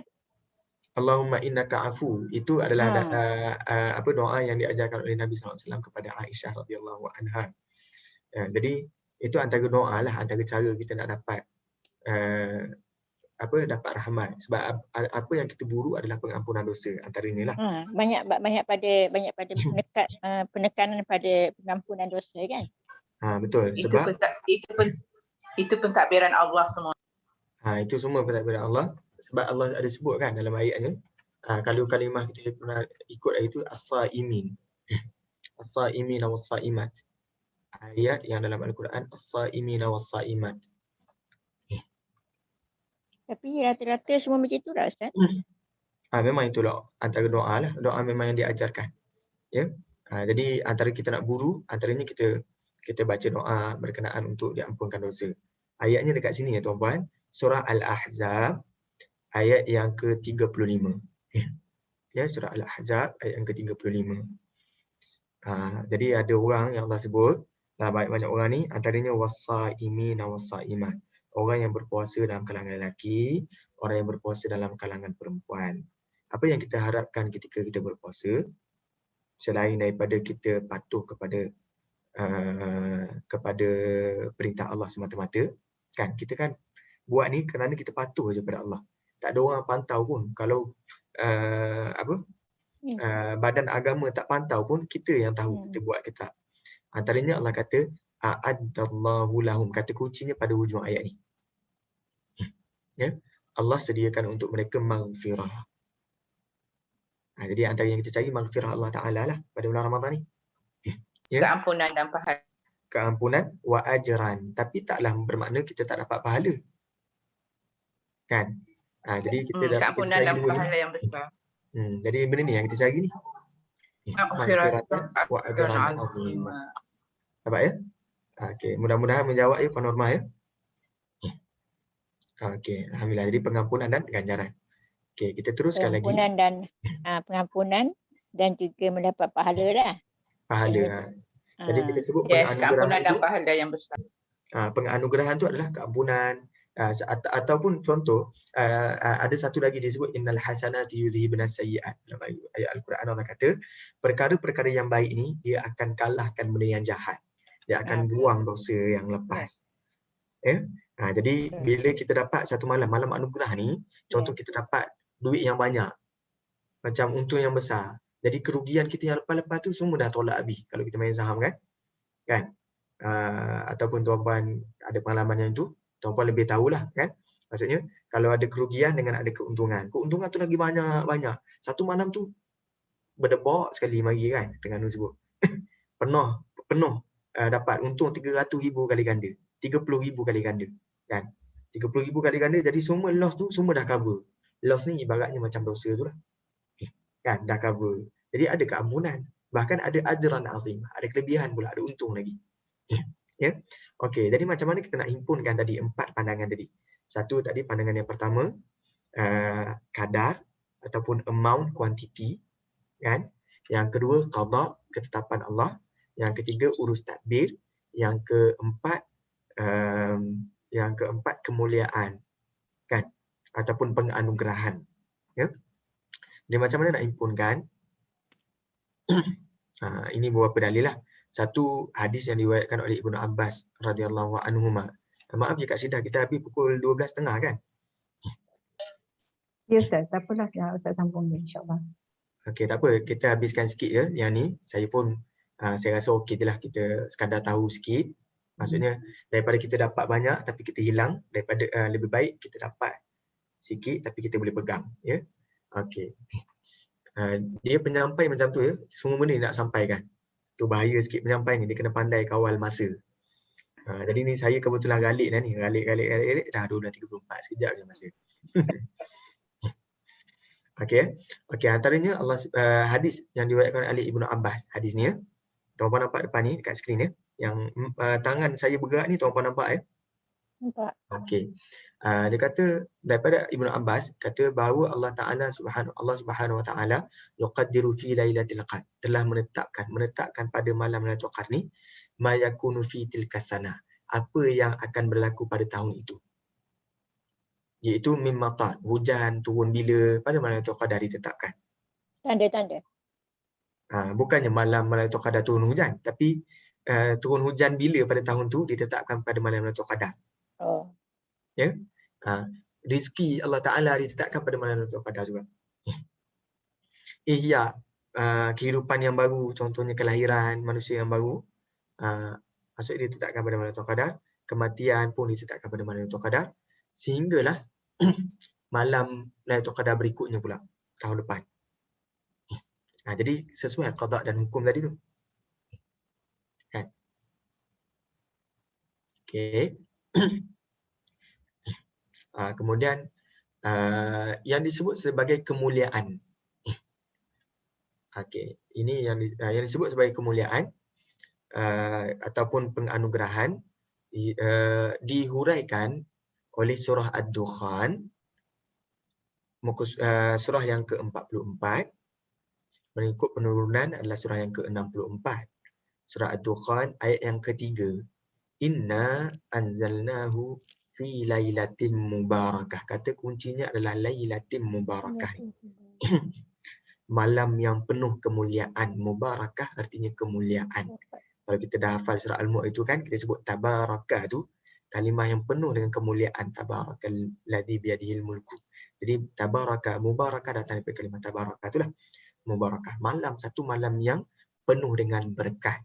Jadi Al-Qadr artinya mubarakah ataupun penganugerahan. Antaranya lagi disebut daripada Az-Zuhri. Disebut Lailatul Qadr adalah Lailatul Azmah wa Syaraf. Malam kemuliaan, malam keagungan, malam keanugerahan, malam penganugerahan.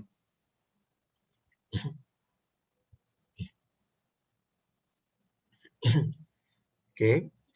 Jadi sebenarnya penulis Habban Nakah ni, dia punya buku tafsir beliau ni, dia adalah hasil daripada 40 kaedah tafsir, kaedah tadabbur yang dia buat. Penulis ni dia buat sebelum buat tafsir ni, dia buat buku satu 40 kaedah tafsir, kaedah tadabbur berdasarkan maksudnya kaedah tadabbur yang paling baik. Disebut qawaid at-tadabburil amthal dalam bahasa Arab ni. Kaedah-kaedah tadabbur yang paling baik. Tak silap saya tahun ni Ustaz Syahri pun ada buat sesi untuk kaedah-kaedah tadabbur. Tesis Melayu pun ada Dr. Zakirah daripada UM, dia buat satu tesis juga berkenaan dengan kaedah tadabbur berdasarkan Haban Nakah. Saya kongsikanlah. Kalau ada, saya ada ke sini ya.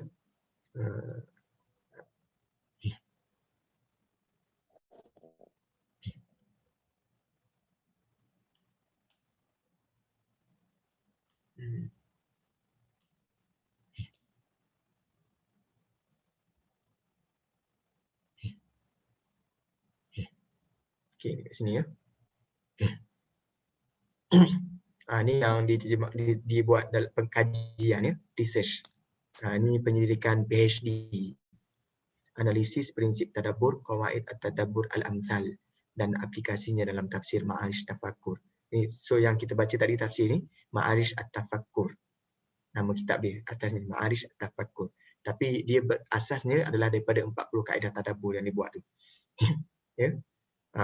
Jadi sebab itu bila kita baca yang dia punya ni sangat best sebab dia ada agak berstruktur. Apakah kenapakah turunnya Al-Quran pada malam Lailatul Qadar? Dia tanya soalan ni juga.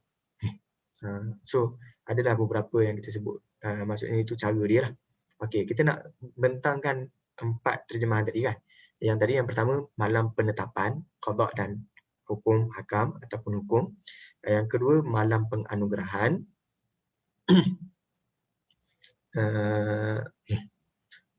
Yang ketiga tentang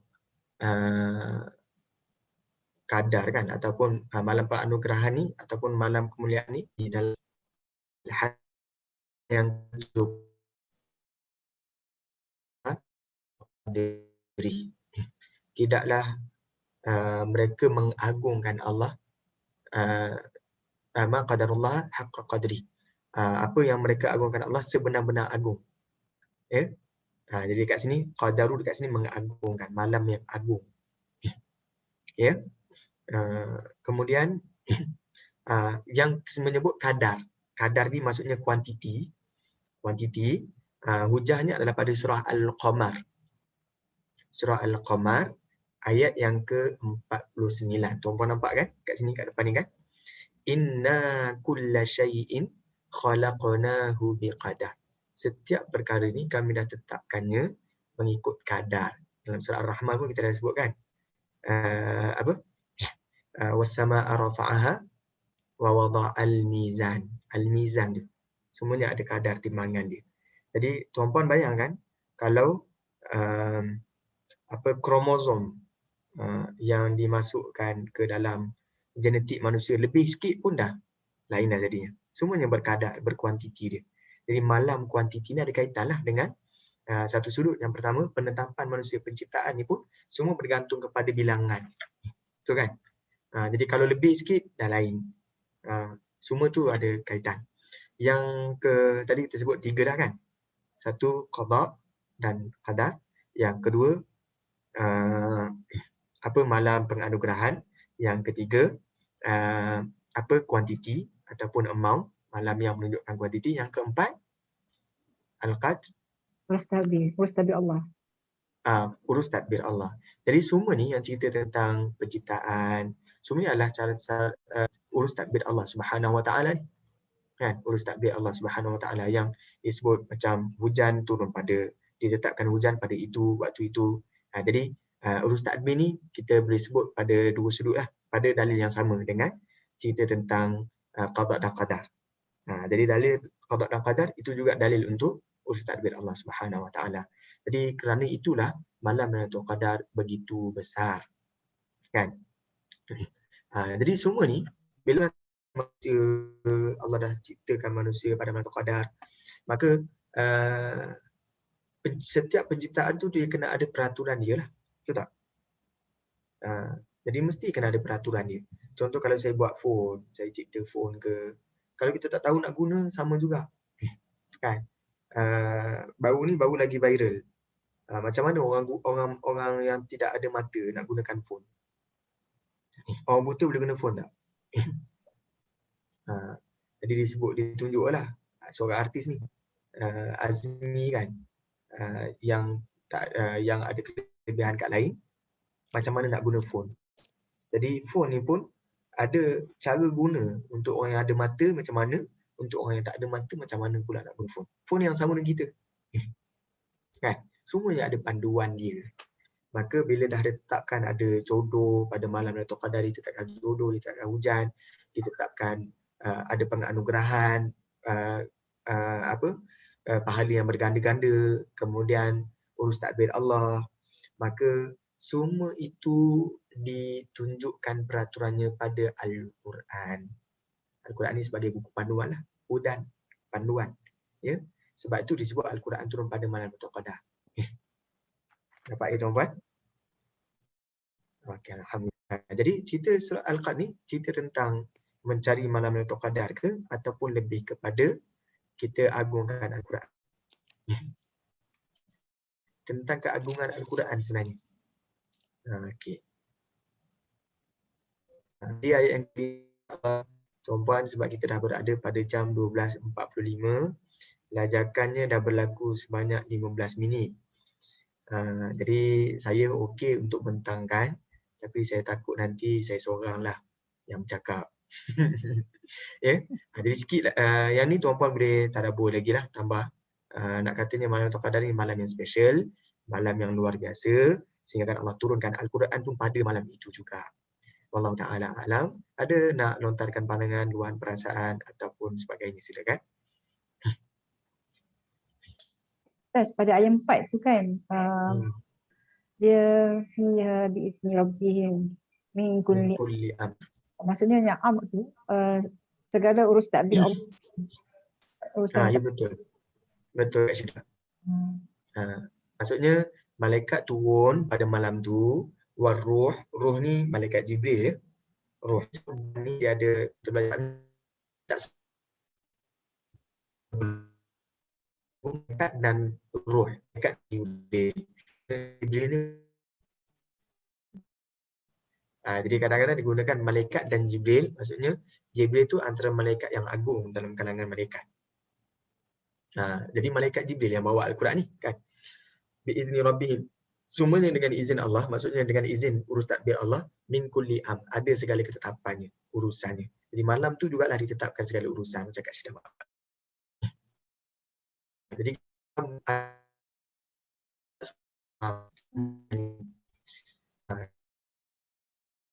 kemudian nak sambung lagi ayat ke-5.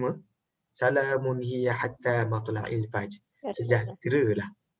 Sejahtera ni disebut, ada huraian lah. Siapa yang sebut sejahtera ni? Allah ke malaikat? Malaikat Jibril lah, atau malaikat yang sebut sejahtera ni. Jadi ada ulama yang kata malaikat yang sebut sejahtera pada malam Lailatul Qadar. Dan ada juga yang berpandangan itu adalah Allah Ta'ala yang sebut salamun. Jadi dekat sini dalam Al-Quran dia tak sebut qalu salamun. Malaikat berkata. Jadi andai kata pun, kalau betul pun itu adalah kalam malaikat, tetapi ia adalah diiktiraf oleh Allah. Jadi apa yang malaikat ucapkan itu juga apa yang Allah berikan kepada kita, maksudnya salamun.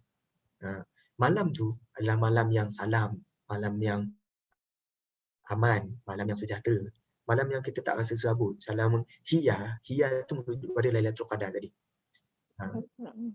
Dalam bahasa Arab dia ada lain sikit ya, kalau sebut dia ada beza, salamun alaiha ataupun salamun hiya.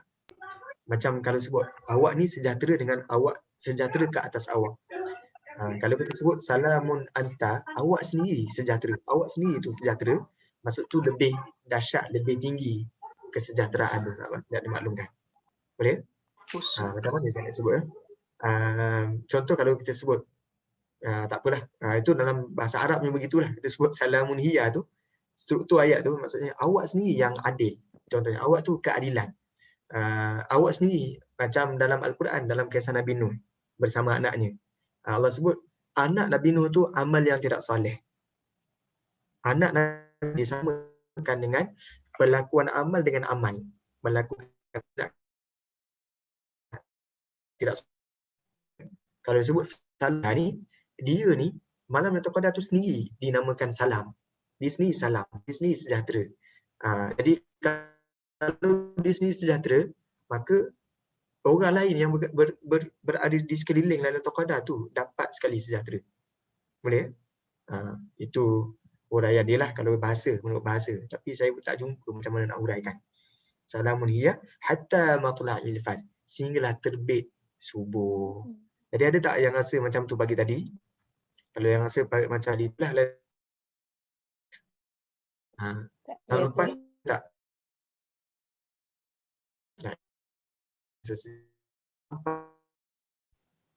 Lain tak percaya. Fajar. Okey, alhamdulillah saya rasa dah selesai untuk kita tadabbur surah Al-Qadr. Ada soalan, ada tambahan? Lain putus-putus lah Ustaz. Lain saya putus-putus ya? Ya. Lain Ustaz. Lain saya putus-putus. Okey, saya mohon maaf atas kelemahan teknikal. So dekat mana tadi yang lekat tu? Ke semua jelas? Terputus tadi. Sikit-sikit dapat tadi. Jadi saya pengen pergerakan. Oh ya. Dan salam muhiyata tu. Oh, salam muhiyata. Okey. Tak apalah, secara huraian. Ya, Puan Khadijah. Puan Khadijah ada maklumkan sesuatu ke? Ya, tak apa. Saya pun dengar sikit-sikit sebab saya baru habis kelas Mahathir Jul. Lepas tu tengok ada mesej tu. Saya just on je lah, dengar je lah sambil duduk kat rumah ni. Jadi tak dapat sangatlah. Kalau Ustaz ada Facebook nanti kita boleh dengar balik lah. Kalau ada link Facebook. Kalau Ustaz record. Kalau tak ada. Nanti Kak Syida kongsikan link insyaAllah. Ya? Okey, jadi tentang salamun hiya, nak kata malam tu pagi ni memang nampak mendung je pagi ni. Ya, okey. Jadi mudah-mudahan itu adalah malam Lailatul Qadar lah untuk Puan Khadijah ya. Tak ada kot. Okay. Tadi dia jual kata malam ni atau malam 25 atau malam 27. Ready lah dia kata. Semalam 22 kan? Malam 22. Betul ya. Jadi sebenarnya malam tu adalah masih lagi misteri, malam tu bila. Cuma ada yang kata waktu siangnya, paginya tu matahari tak terik. Pernah dengar tak? Mataharinya tak terik. Matahari pun salamun, matahari yang aman, matahari yang sejahtera lah. Tapi jadi, nampak tak terik begini tapi panas kat luar tu Ustaz. Panas nampak tu lain sebab bulan Ramadan. Panas tu bulan Ramadan. Ramadan ni memang bulan panas ya. Nak cari bulan sejuk, hari sejuk tu payahlah sebenarnya Ramadan tu. Tapi itu salah satu huraian je kita sebut. Tak semestinya kalau sepanjang 10 malam tu memang tak jumpa matahari yang tak terik. Tak ada Lailatul Qadar kot. Nampaknya tak ada. Taklah macam tu. Cuma ada yang bagi panduan macam tu ya. Tapi kita sebut itu yang disebutkan oleh ulama itu pengalaman sebenarnya. Dia bukannya semestinya berlaku macam tu, pengalaman. Jadi ada beza pengalaman dengan benda yang disebutkan dalam riwayat. Pengalaman ni contohnya selalunya macam ni lah, selalu macam pengalaman. Faham kan? Jadi pengalaman tak semestinya benda tu berulang pada tahun ni. Ya. Tapi yang penting Al-Quran dah sebut. Antaranya salamun hiya tu. Di sini dah ada sejahtera tu. Pada malam Lailatul Qadar. Okay, alhamdulillah. Ada kaitan ke Ustaz dengan macam orang kaitkan dengan keredupan waktu pagi selepas malam Al-Qadar tu dia sebab malaikat berduyun-duyun naik ke langit. Ada dalam hadis ke Ustaz ataupun memang saya Puan Halina, saya mohon maaf ya kalau untuk hadis tu bukan bidang saya. Jadi andai kata kalau ada hadis saya rasa mungkin boleh rujuk lah. Maksudnya saya memang tak tahulah. Dia ada satu kaedah disebut adamul wujdan la ya'ni adamal wujud. Kalau saya tak tahu tak semestinya tak ada. Tak tahu tu tak semestinya tak ada. Maksudnya kadang-kadang setengah ustaz dia kata saya tak jumpa hadis ni, tak semestinya tak ada hadis tu sebab dia tak jumpa je. Ya, adamul wujdan la ya'ni adamal wujud. Jadi terima kasih Kak Puan Halina. Nanti saya akan tanyakan jugalah ahlinya yang berkenaan. Ustaz, okey. Ada lagi? Cuma lagi Ustaz, ada setengah tu. Tapi sebenarnya perkiraan pada berlakunya Lailatul Qadar tu, sebab dia pada saat macam katalah di Jepun, di New Zealand, UK, dia cakap start dari belakang tau Ustaz. Maksudnya katalah kat Malaysia malam ni malam 22, tapi dekat Jepun dah jadi malam 23. Jadi ni kan berlakunya Lailatul Qadar tu, dia tak penetapan pada hari-hari tu tak perlu kita nak ni sangat, sebab hari tu berbeza-beza mengikut dalam negara-negara kan. Jadinya kena bersedia daripada 10 hingga 10 hingga ke 29 Ramadan tu kita kena bersedialah. Tak semestinya kata dalam 22 tak ada, sebab satu Ramadan lagi kena dia. Okay, terima kasih Kak Syida atas pandangan macam Aunty Siti Fatimah kan, ni ikut kelas kita daripada US. Kita orang tengah pagi tengah menghafal, dia tengah nak buka puasa hari malam semalam, kan. So kita hari ni hari Selasa, dia baru hari Senin di US. Maksudnya masa pun tak sama kan, zon masa kita tak sama. Jadi macam Kak Syida kata, maklumkan adalah kita barangkali kalau dia berlaku satu masa yang serentak, andai kata dia berlaku pada satu masa yang serentak, maka kita kena bersedia anytime. Betul Kak Syida? Tapi yang saya nampak sebenarnya dia agak tak masuk akal lah kalau dia masuk pada waktu yang serentak. Sebab contohnya setengah tempat malam, setengah tempat siang. Jadi malam dan siang tu dah tak sama dah. Berbeza-beza Ustaz kan, maksudnya kalau semua tempat malam masa tu tapi tarikh je lain, itu logik lah. Tapi dekat sini satu tempat tu siang, satu tempat malam, jadi disebut lain lah malam. Jadi mungkin ada yang kata boleh tak jadi dia merujuk kepada malam di Saudi, kan. Jadi malam di Saudi kita Siang Malaysia. dah pagi dah, kita dah pagi dah ada subuh dah, kan. Jadi maksudnya kita nak guna Saudi pun tak boleh jugalah. Tak ngam juga. Yes. Tapi best lah kalau kita kira macam tu kan. Kita qiyam mulai pada waktu siang je lah. Tak panggil qiyam mulai, qiyamun nahar tu nama dia. Maksudnya Okay. maksudnya kita kena bersedia lah, tak semestinya malam 22, malam 23 kan. Dan kita setiap malam lah. Dan kita jangan tunggulah, maksudnya kita buat je yang terbaik kan. Kita the rest tu kita serah pada Allah. Kita usaha dah daripada mungkin para sahabat tu 6 bulan sebelum Ramadan kita dah usaha dah lagi untuk orang itu kan. Kalau kita nak tunggu kepada Kak Syida rezeki masing-masing insya-Allah, tapi kalau kita tetapkan hari malam-malam rasa macam you akan satu kerugian pada you lah, sebab you beribadah tu you menunggu kan. Tapi kalau bisa tetapkan daripada awal Ramadan sampai 10 tu you lebih gandakan sikit lagi punya ibadah tu. Sebab kita tak tahu, sebab kalau kita belajar kan, sebab ada seorang pendapat menyatakan kalau katalah malam 29 tu kata kita raya kan, dah jadi hari tu dah bertukar-tukar kan, dia punya time bertukar-tukar. Jadinya dekat Syida lah, pendapat Kak Syida lah, excited untuk mendengar tarik ganjil tu. Betul. Tak ada, macam betul, tak. Ya. Sebab tu nak tentukan malam ganjil tu nak daripada mana ya. Ada isu juga nak tentukan malam ganjil tu daripada mana sebenarnya. Daripada belakang malam yang ke-30 tu ke? Malam yang ke-30 tu malam ganjil ke malam genap? Kan? Tapi selalunya orang dipegang teruslah 21, 23, 25, 27, 29. Ya. Tapi sebenarnya ada je macam tadi kan, wahyu pertama menurut satu pandangan kata 24 Ramadan. Jadi tadi 17 Ramadan, satu lagi pandangan 24 Ramadan. 24 Ramadan tu bukan malam yang ganjil, dia malam yang genap. Jadi dia boleh berlaku anytime sahaja. Tapi kita boleh berharap. Kita boleh berharap. Jadi contohnya setengah tempat, contohnya di Jordan ataupun di Turki. Saya dimaklumkan kalau di Turki, pada bulan Ramadan masuk sahaja 27 Ramadan. Masa tu zaman sekular lagi, diorang pakai skirt atas lutut pun, tak pakai free hair pun. Diorang masuknya maghrib 27 Ramadan semua dah duduk dekat masjid. Penuh masjid. Ya. Jadi mereka ada harapan. Jadi kita boleh simpan harapan lah. Maksudnya kita sebab tu setengah tempat dia fokus pada 27 terus. Sebab ada ulama yang berpandangan Lailatul Qadar memang berlaku pada 27 Ramadan. Tetapi pandangan yang lebih berhati-hati adalah kita carilah daripada 10 malam yang terakhir. Ya. Okay. Alhamdulillah. Puan Khalijah nak maklumkan sesuatu ke? Puan Khalijah kena tekan unmute tu ya, kalau untuk maklumkan.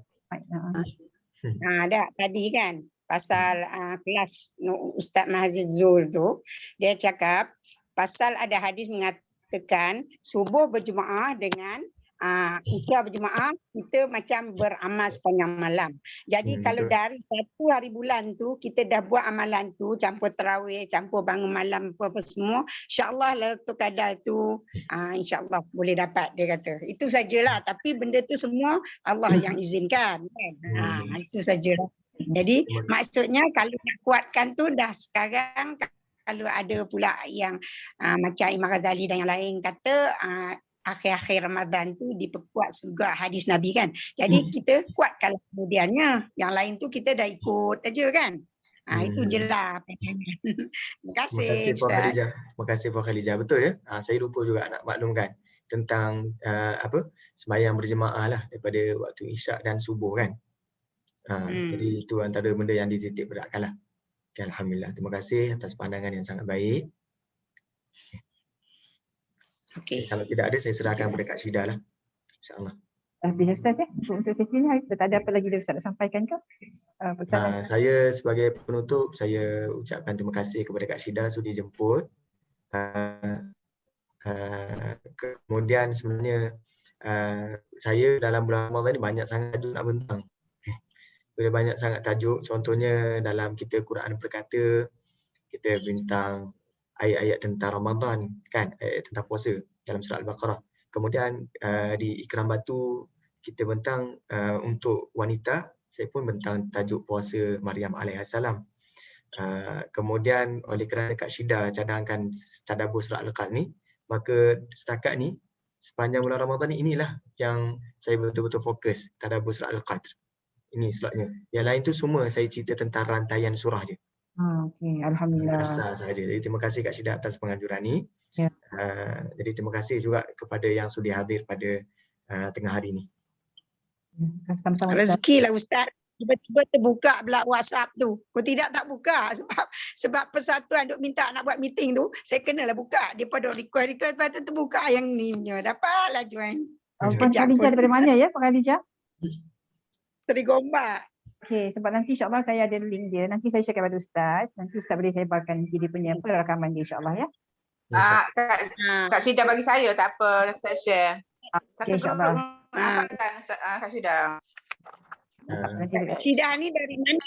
Rawang ke? Telefon dari saya daripada country home. Saya daripada country home. Tapi saya aktif dekat Masjid Rawang. Ataupun Kak Syida boleh perkenalkan juga kepada rakan-rakan dekat sini apa tu grup Ahsan wa Amalah kan. Sekolah ada yang nak berkenalan. Okey, sebenarnya kami daripada Bandar Country Home Rawang gerak aktif persenjian lah, tidak ada mana-mana kaitan lah dengan masjid ke apa.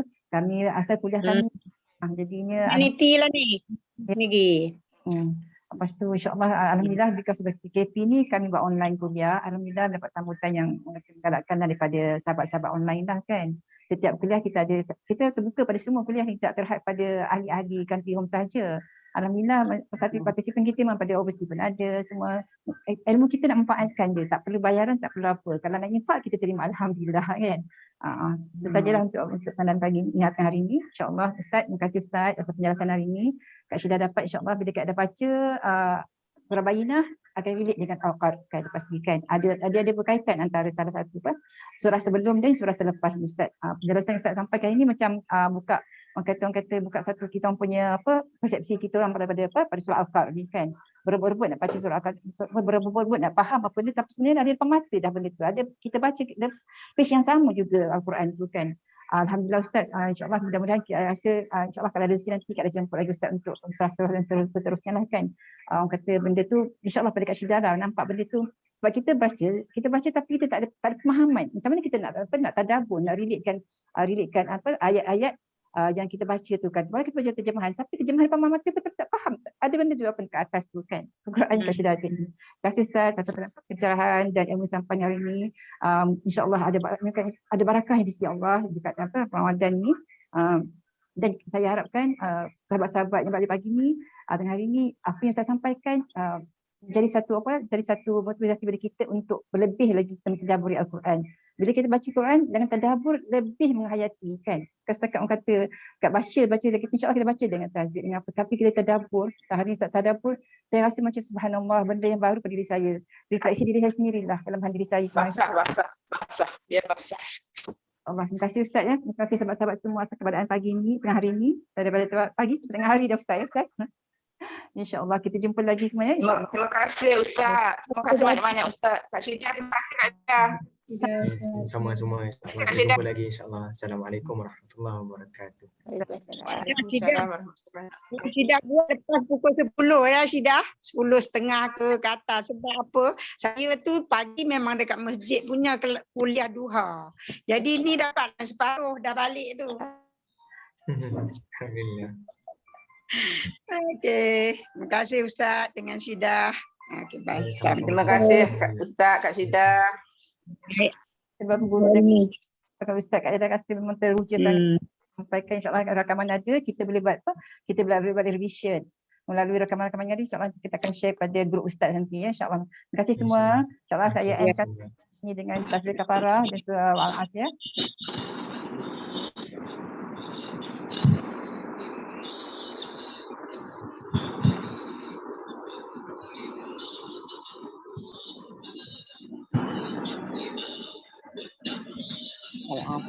Bismillahirrahmanirrahim.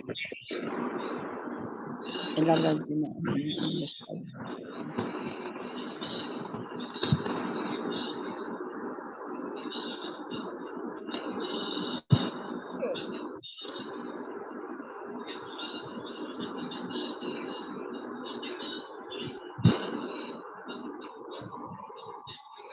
Okey, terima kasih. Bye.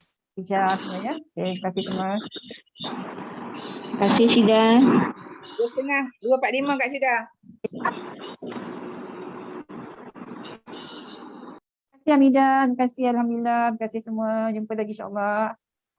Jumpa lagi. Assalamualaikum warahmatullahi wabarakatuh. Terima kasih Kak Fazia. Fazia apa lagi? Ada. Terima kasih Syidah. Ketuk pada. Assalamualaikum Kak Fazia. Tadi saya tak tengok tak tunjuk muka lah, dengar aje. Apa? Ya, Alhamdulillah. Alhamdulillah. Assalamualaikum. Zuhur pula. Okay. Assalamualaikum warahmatullahi wabarakatuh. Waalaikumsalam warahmatullahi.